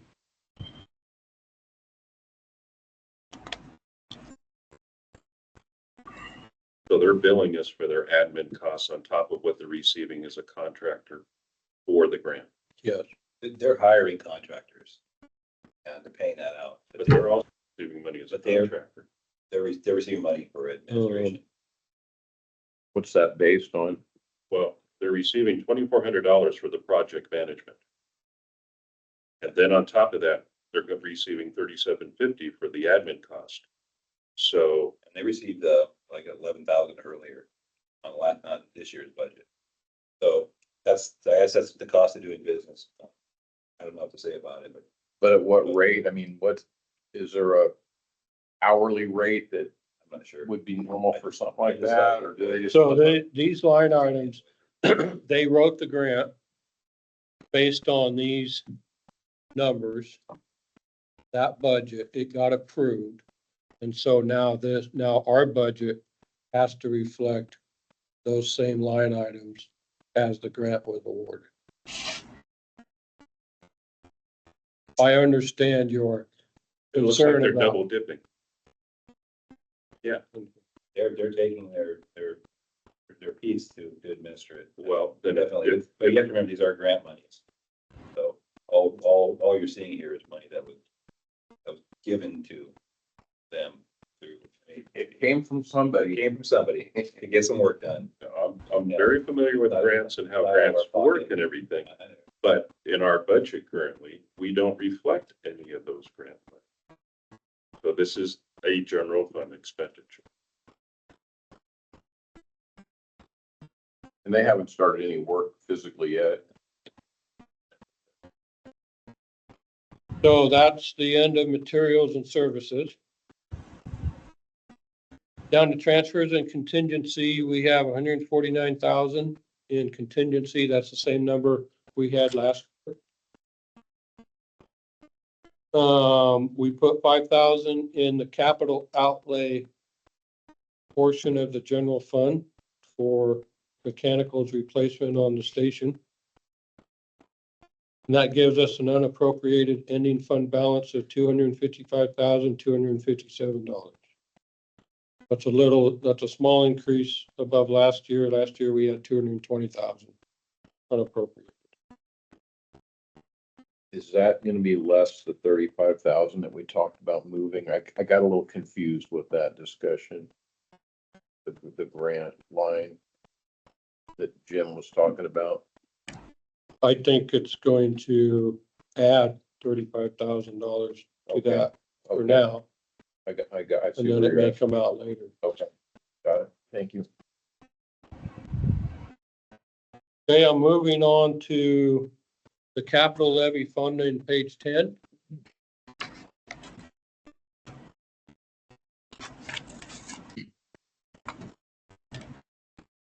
So our cash carry forward again is anticipated by a spreadsheet that we use. Property taxes, already told you how we get to that. We figure a 3% increase of last year's valuation and 7% off of that. Gives us our total capital levy fund revenue, $347,651. We put $45,000 in station maintenance. This is just for maintaining the station and any expenses that we don't anticipate. Some things we know we have to buy some radios. Actually, we don't have to buy any radios for the upgraded radio infrastructure, but we do have to buy a lot of radio accessories such as lapel mics, chargers, batteries, etc. So that's what the $30,000 is for. Tablet Command is software that Jackson County is going to, that's command related software. The best thing about it is that it goes on a $200 tablet instead of a $6,000 MDT. Station alerting is something that we're gonna have to buy when we go to the new infrastructure. That's devices in the station that alert us on calls because we won't be using two-tone anymore. Can I stop you for a second? Yes. So, you said that we just need to buy mics and lapels and things for the radios? Yes. Because in the opening statement, you said you want to set aside funds to replace mobile and portable radios. Are those the same radios? Yes, I did not say that accurately. We're not, the radios, the mobile and portable radios will actually be given to us, but we do have to buy accessories for the Just radios. accessories. What about the Swift Water guys? Do they have a special waterproof radio? No. Typically what we do, there's bags that you can buy to put the portables in, and we need to buy some, but the plastic bag covers the radio. The first thing I do is drop it in the water. Ziploc bag, Yeah. or going with a wallet. Okay. Then we got 12,500 for equipment maintenance. That all adds up to 82,500. Like you show, when you're listing on equipment maintenance, you're showing hose. Are you looking at purchasing hose under capital outlay? No, maintaining hose. Maintaining and repairing hose. So our bill for that this year was $7,500. I'm confused. Why consider it a capital item? Because hose is capital equipment. Hose isn't considered an expendable item. Um, Has a lifespan of something. It has a lifespan over a year. Your capital outlay, don't you have to have a life expectancy and a minimum purchase and a minimum cost? 5,000. So a length of inch and a half is not $5,000. No, but combined it is. So you can, I understand. if it's a combined thing, you can throw it under capital. But if it's not, let's say you lose 3 lengths of inch and a half, that doesn't meet your criteria for capital purchase. Doing maintenance on something, is that the capital requirement? Jim, can you hop in on this one? I agree that hose, when bought in bulk or when you buy hose, can be a capital expense because its lifespan is significant. If you're replacing a section of hose, excuse me, I got a jet going over.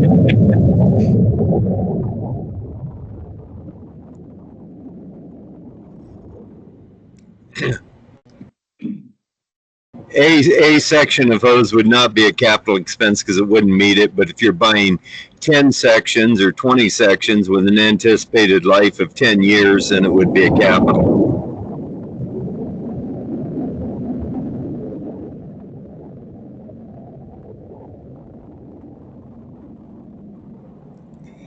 There is a Marine base close by, and they practice flights at night, and they really like to do it when the wind's blowing, which it is a little bit now. And so they get out there and get their flight time in, and it's really noisy. So Craig's question was for maintenance, would that fall under the capital? So were we sending it out to somebody? They come in, yeah. They come in and they repair it? Our auditor told us that you can. So. If you're maintaining something that is a capital asset, you can charge that under capital. So the maintenance bill for the hose and ladder testing was $7,500.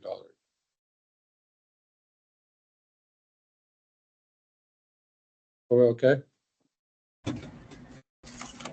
Okay, oh, and then going down, we're saving $220,000 for apparatus replacement. We're not gonna buy any apparatus this year, so we'll move that money forward for the following year. Like in our current ambulance, are they gonna have it completed and are gonna have it paid for out of this current budget, or are we gonna have to carry some over for next year's budget? It's not gonna be completed in this budget, but we pay for it out of this budget.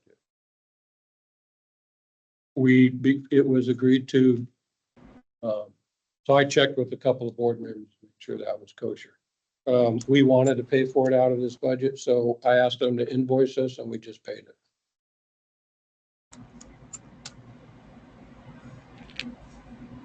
Now I'm on page 11, local option fund. We anticipate this will bring in $417,000.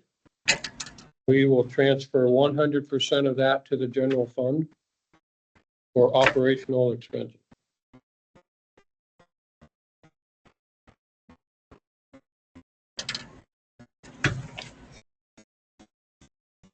And that concludes, unless there's any additional questions, my presentation of the budget.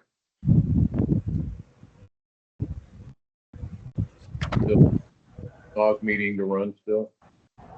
Yes, okay, so there's no more questions on the review. We don't have any public here for comments, right? Yeah. Public, but not Any public comments? hearing none. None from me. Okay, I guess I would like to just reiterate what the chief said. This clearly shows for the budget committee members, I think, the challenges that we're facing with our revenues going up 3.3% per year. And you heard a number of items that are going up 10, 12, 15, 19% for PERS. Our costs are going up much quicker than our revenues, and this is going to get to be a real challenge here shortly. We're going to make it through this year, but in the future, 3-4 years from now, I don't know how we're going to do it. Yeah, it's definitely tight. And that's why I think it is very imperative for us to be totally transparent on our budgets, because if we have to come back to our constituents looking for an increase on levies, we have to be able to clearly articulate it.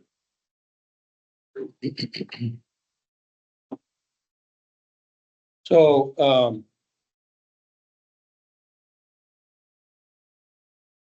my anticipated changes is to add $35,000 to the grant line. Was there anything else? I think, wasn't there also discussion that there needs to be some reflection of the other grants also?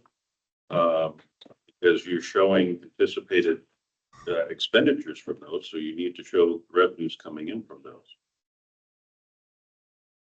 The work frustration one, yeah. That's messy. To be fair to the chief and everything, and I know all of us are gonna probably hate this, but I would give the chief an opportunity to go back, make those changes and everything, and then we come back and look at the numbers where we have the actual numbers in front of us to see what how those changes are reflected. Well, I can tell you how it's gonna be reflected. It will put under grants. See, this is where it gets sticky.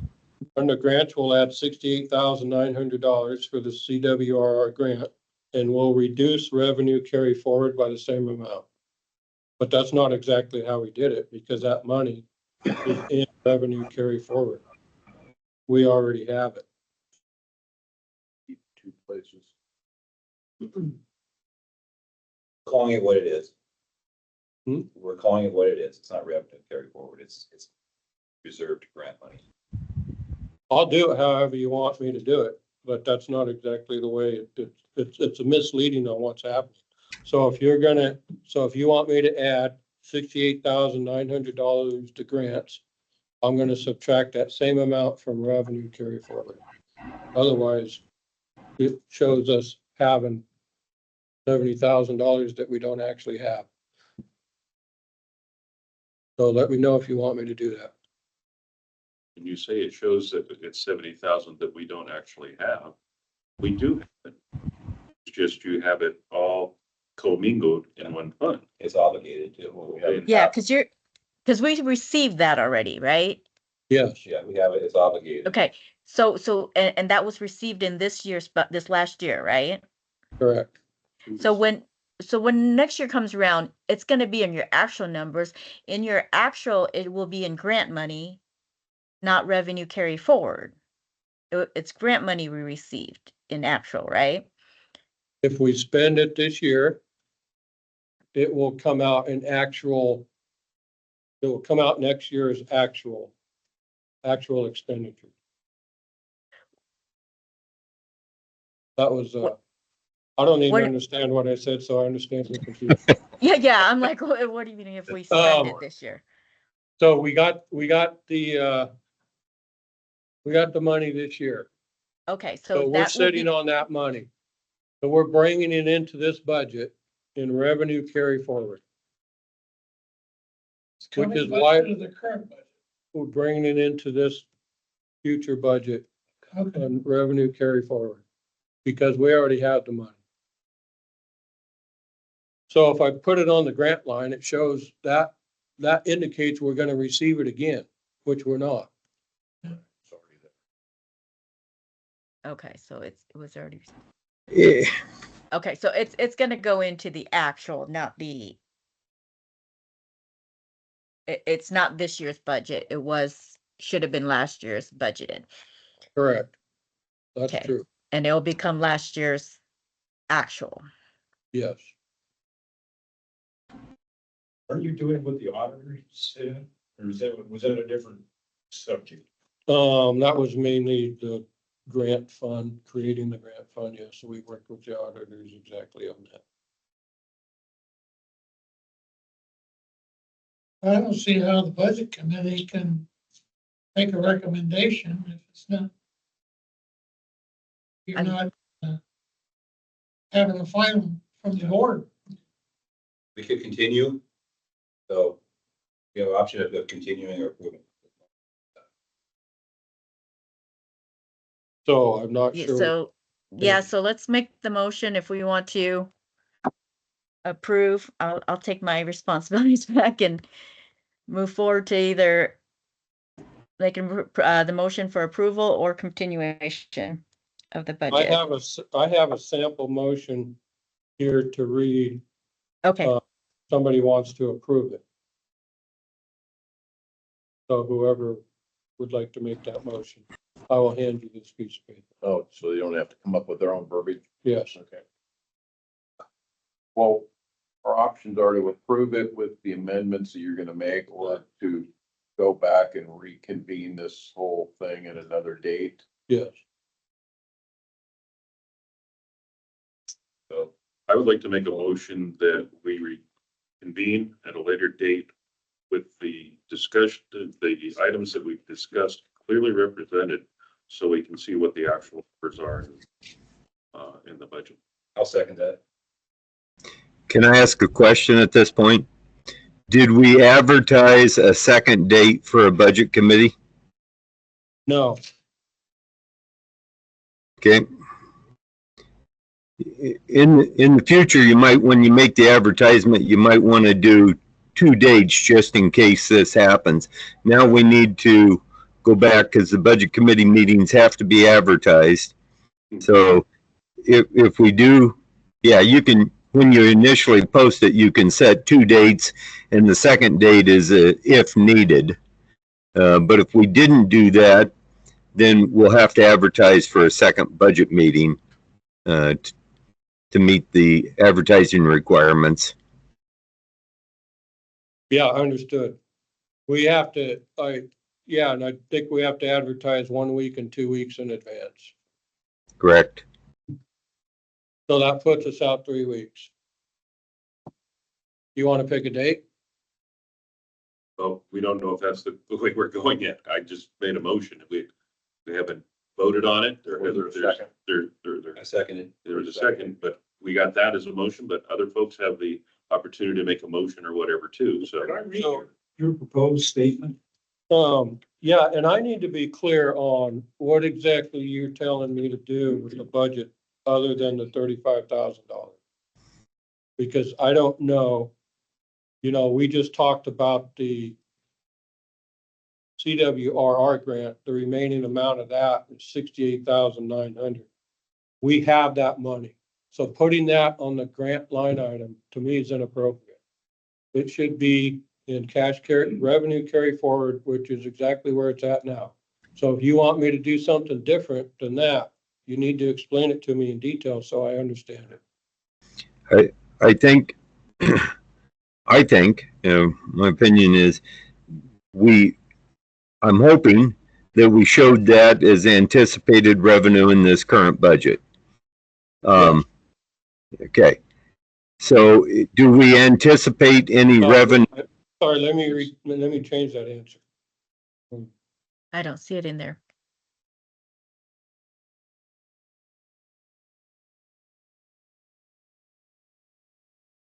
No, we did not show it in this current budget. About What did we show in this current budget for grants? $1,000. How much did we receive? 75,000 plus 35,000. Have we spent any of those funds? We spent $11,100. So we've spent 11,100 that weren't budgeted for, that wasn't budgeted for. We haven't exceeded the 10%. So, okay. The only grant we anticipate receiving in the 25-26 budget year is the 35,000. Yes. But we might receive 1.3 million. If we receive that, we can't spend it in that year unless we reconvene the budget committee. Correct. And I would recommend that we don't put it on the budget unless we know we're going to receive it. But we're going to come across this problem again if we receive it in the current year, correct? Correct. Well, And- if we receive it, then we will reconvene the budget committee and make the budget reflect that. And I would look to you and say, what are the odds we're going to receive that? Are they less? I'm not going to give you any odds. Yes. slim to none. So I will say right now, the anticipated revenue that we're going to receive for grants is $35,000. Okay. And I can put that on that line. Yep. Would we meet the intent with what Mike's doing and also for the accountability on the grant line items? If we, for lack of better terms, we did an asterisk on the cash carry forward that obligated some of the cash carry forward monies, i.e. the grant monies, the 35, the monies for the 2 firefighters, the monies for the restoration grant. Would that meet the intent and would that work? And then also the 200,000. Because those are all liabilities that we have there that we're not identifying. I think that 200,000, you need to keep that in the unappropriated ending fund balance because we're not going to pay that back in this year. And if we take that 200,000 out of revenue carry forward, we're way upside down. If we did it out of that, and that makes perfect sense, but can we make a notation on that account that shows that that is a possible liability? And here's where I'm coming at. If somebody from the public looks at our budget and here we're coming up that we may have to do something with budgets. They'll look at our budget and all of a sudden they're thinking, we got 200,000 there that we might not really have there. But if it's notated and it's seen, we're being transparent with everybody, not just the folks who have working knowledge of what's happening, but anybody can pick that up and see it and understand that there's a possible liability. Would he be able to just put a paragraph in the budget message and not put it into the, I mean, just for asterisk that's. You're referring into that line and item and everything? Yeah, I mean, would that? I can put a note on the budget. Unappropriated, and that way it's on the budget. Yeah, I If mean. you want me to put it in the budget message also, I can do that. Well, Is that the way you want might it? not be. We got a motion and a second. We got to vote on that.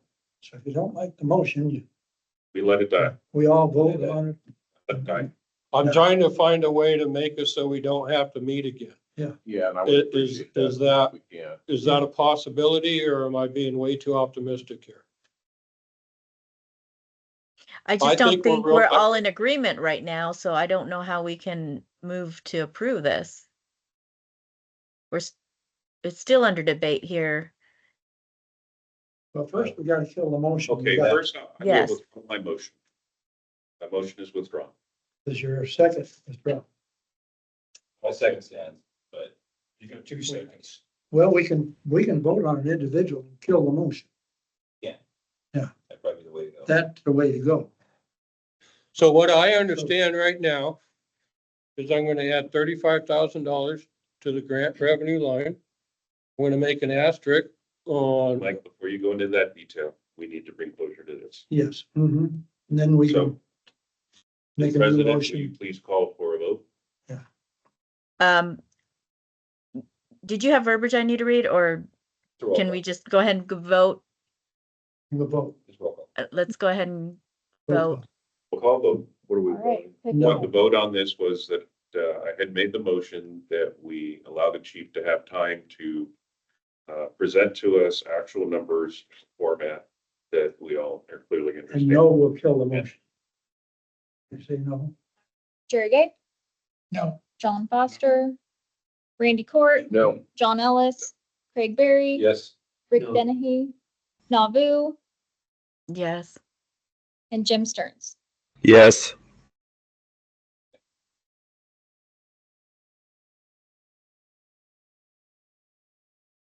Now you can have a new motion.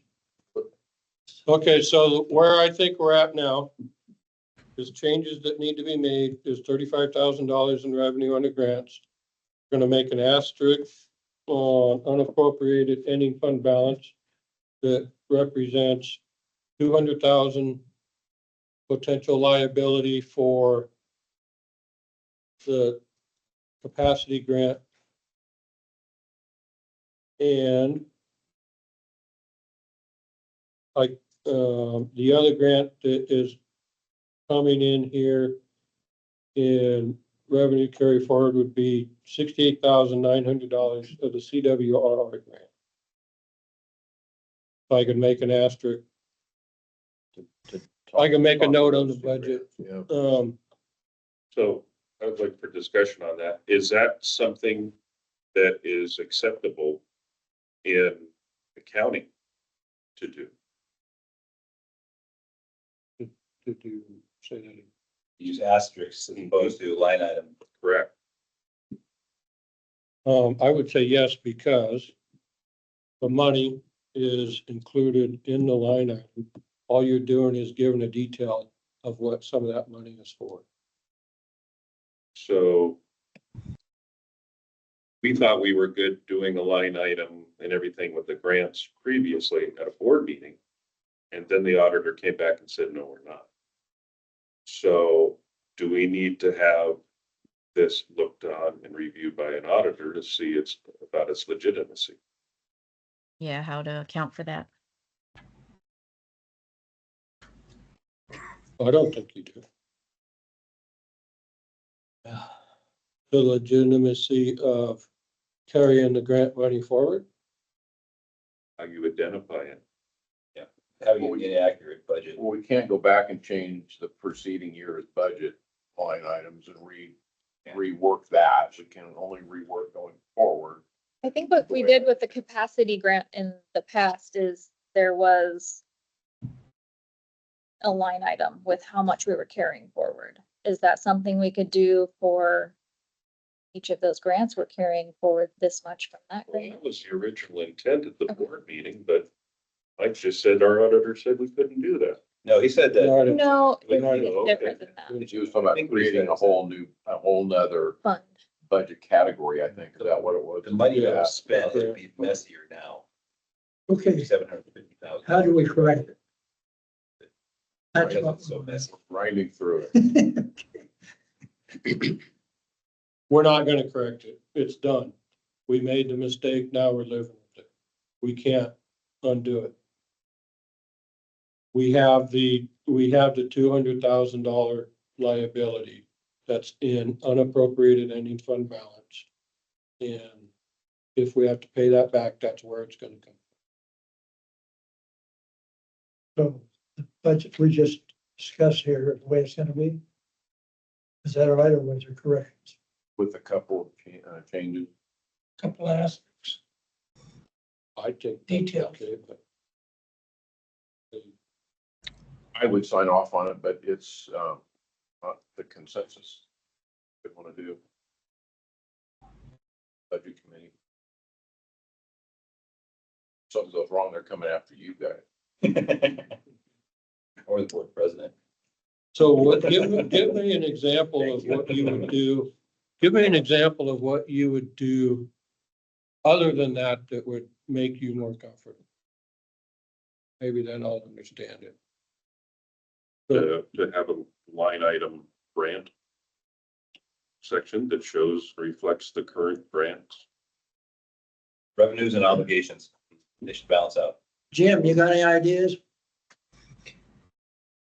If you're trying to track the funds to be able to show it, we could do it on a separate spreadsheet that shows the money in, the money expended, what it was expended for, and the remaining balance in that.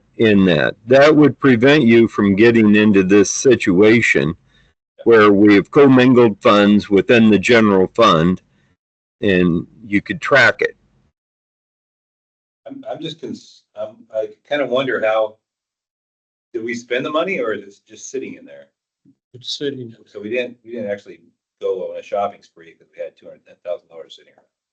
It's there. We could take it out of there. But we're hoping, It's not- we're hoping we don't have It's to budget. not, it's not that easy. I know it's Once not it that goes easy. in there, But it wasn't free. but once it goes in there, it does get spent. But what did it Okay. get spent on? It gets spent on everything that you spend, everything you buy out of the general fund. Right. So when we got the grant, we said, oh, we have $700,000. Let's spend that. Is that right? Okay, so it did get spent. It did get obligated. But it made our ending fund balance of that year look a little bit better because all of a sudden. Now we have it. Yeah, So it it was in did get there. spent. Yeah, Okay, that but makes I sense. can see where it's really difficult to Painful. forensically find it. Every penny of it. I mean, Well, Okay, but Discussion. when with the line item with that, just so I can understand, it's a potential liability is what we're saying. We might have to pay it back because we didn't spend it for the purpose it was intended. Is that right? Yeah, So then it does, we need a liability line because then if it does get, I mean, is there a potential that we will use it for the purpose it was intended for? so I thought, you're right, Nahu, but let me refer you to page 10 of your budget. Okay. If we have to pay that money back, it will not be in the next year. It will not be in this budget cycle. So that is money, so that will come out of, I got you on the wrong page. Let me put you on page 9. It'll come out of unappropriated ending fund balance, which right now is $255,000. Just kicking the can down the road, though. We've always tried to keep $250,000 in there. This year, next year. Yeah, I think that's, I love it. Tell me where to get it yeah, and I'll put it there. I'm just trying to make it.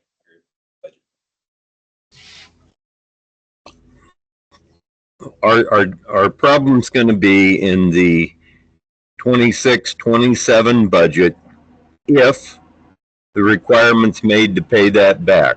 We'll have to make a $200,000 expenditure out of the 26-27 budget. So it is an ongoing liability that somehow we need to track so that that isn't totally unexpected in 2 years if they require us to pay it back.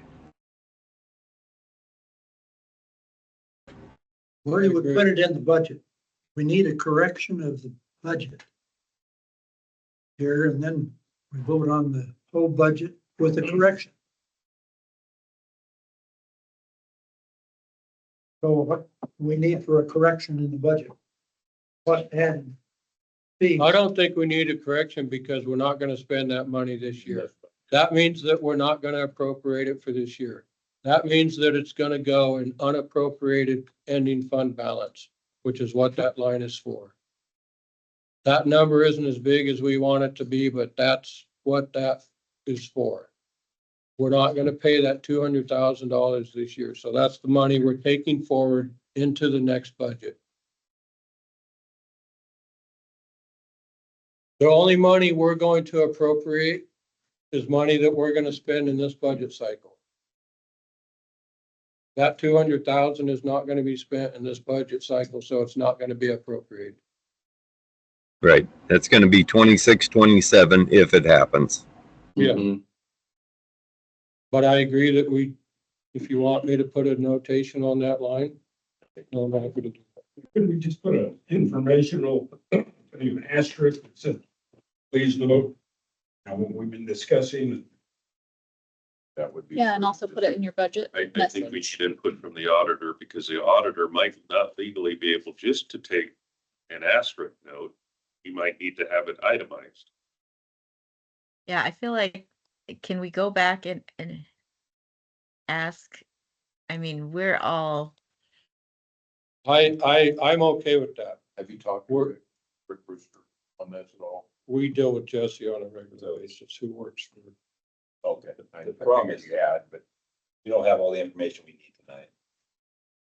Okay, because we So- actually, I mean, if you're gonna go back and ask the auditor, we have multiple things to ask, right? How to account for the 60-some thousand that wasn't in the budget in grants. This 200 and however much that might the possible liability. And how to account for that 35,000 also that we received and that wasn't accounted for in grant.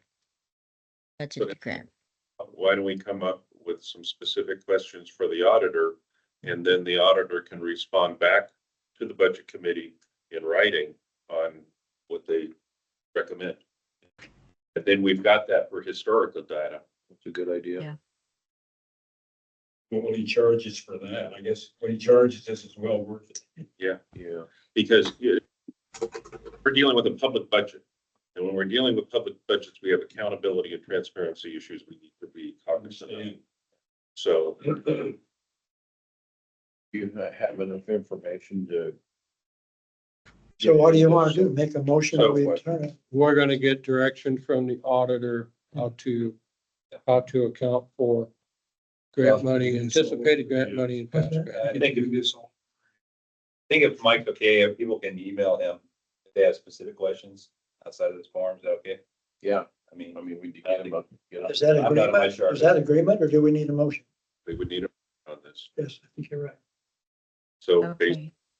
So I'll make another motion. The motion would be is that we get recommendations and guidance for the auditor on further development of this fiscal budget. I'll second. Okay, let's call for a vote. Roll call. Roll call. Who Is that seconded what it? I'm doing? You want to know who I seconded wanted it? to know who seconded it real quick. Well, it's a tie. Whatever you want to put down. Put him down. Buster, put him down. You're faster, I heard it. No, Okay, roll call. they're throwing me around tonight. Okay.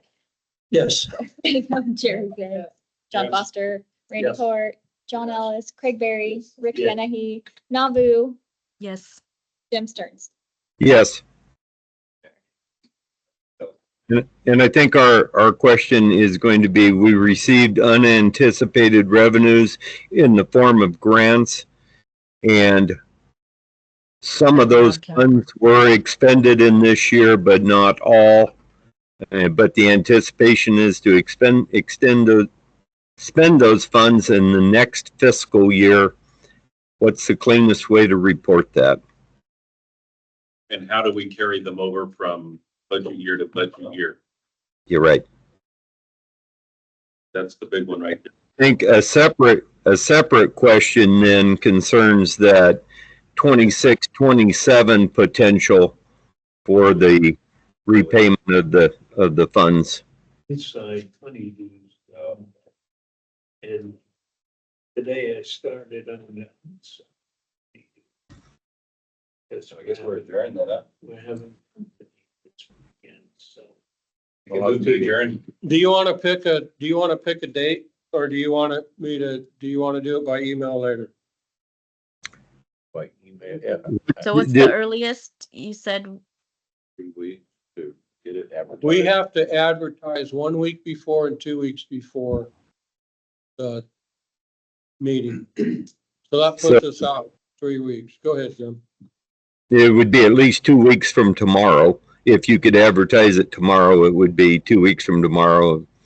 If you could advertise it, I don't know, how long do you need to get it in and advertised? 2-3 days? I think I have to have it in Monday to come out on Thursday.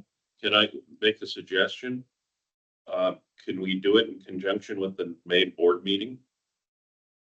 I Fine don't with think that. that's enough time. When's the board meeting? That meeting's May 14th, and we could get it advertised a week from, if she has it in Monday, it would be a week from today that it would be advertised, so it'd have to be a minimum of 3 weeks from today. I think it's gonna have, based on my schedule, I think it's gonna have to happen the week of the 26th of May. The last week of May. Or Not the week of the it can 19th? happen on the 22nd or 23rd of May, which is the previous week.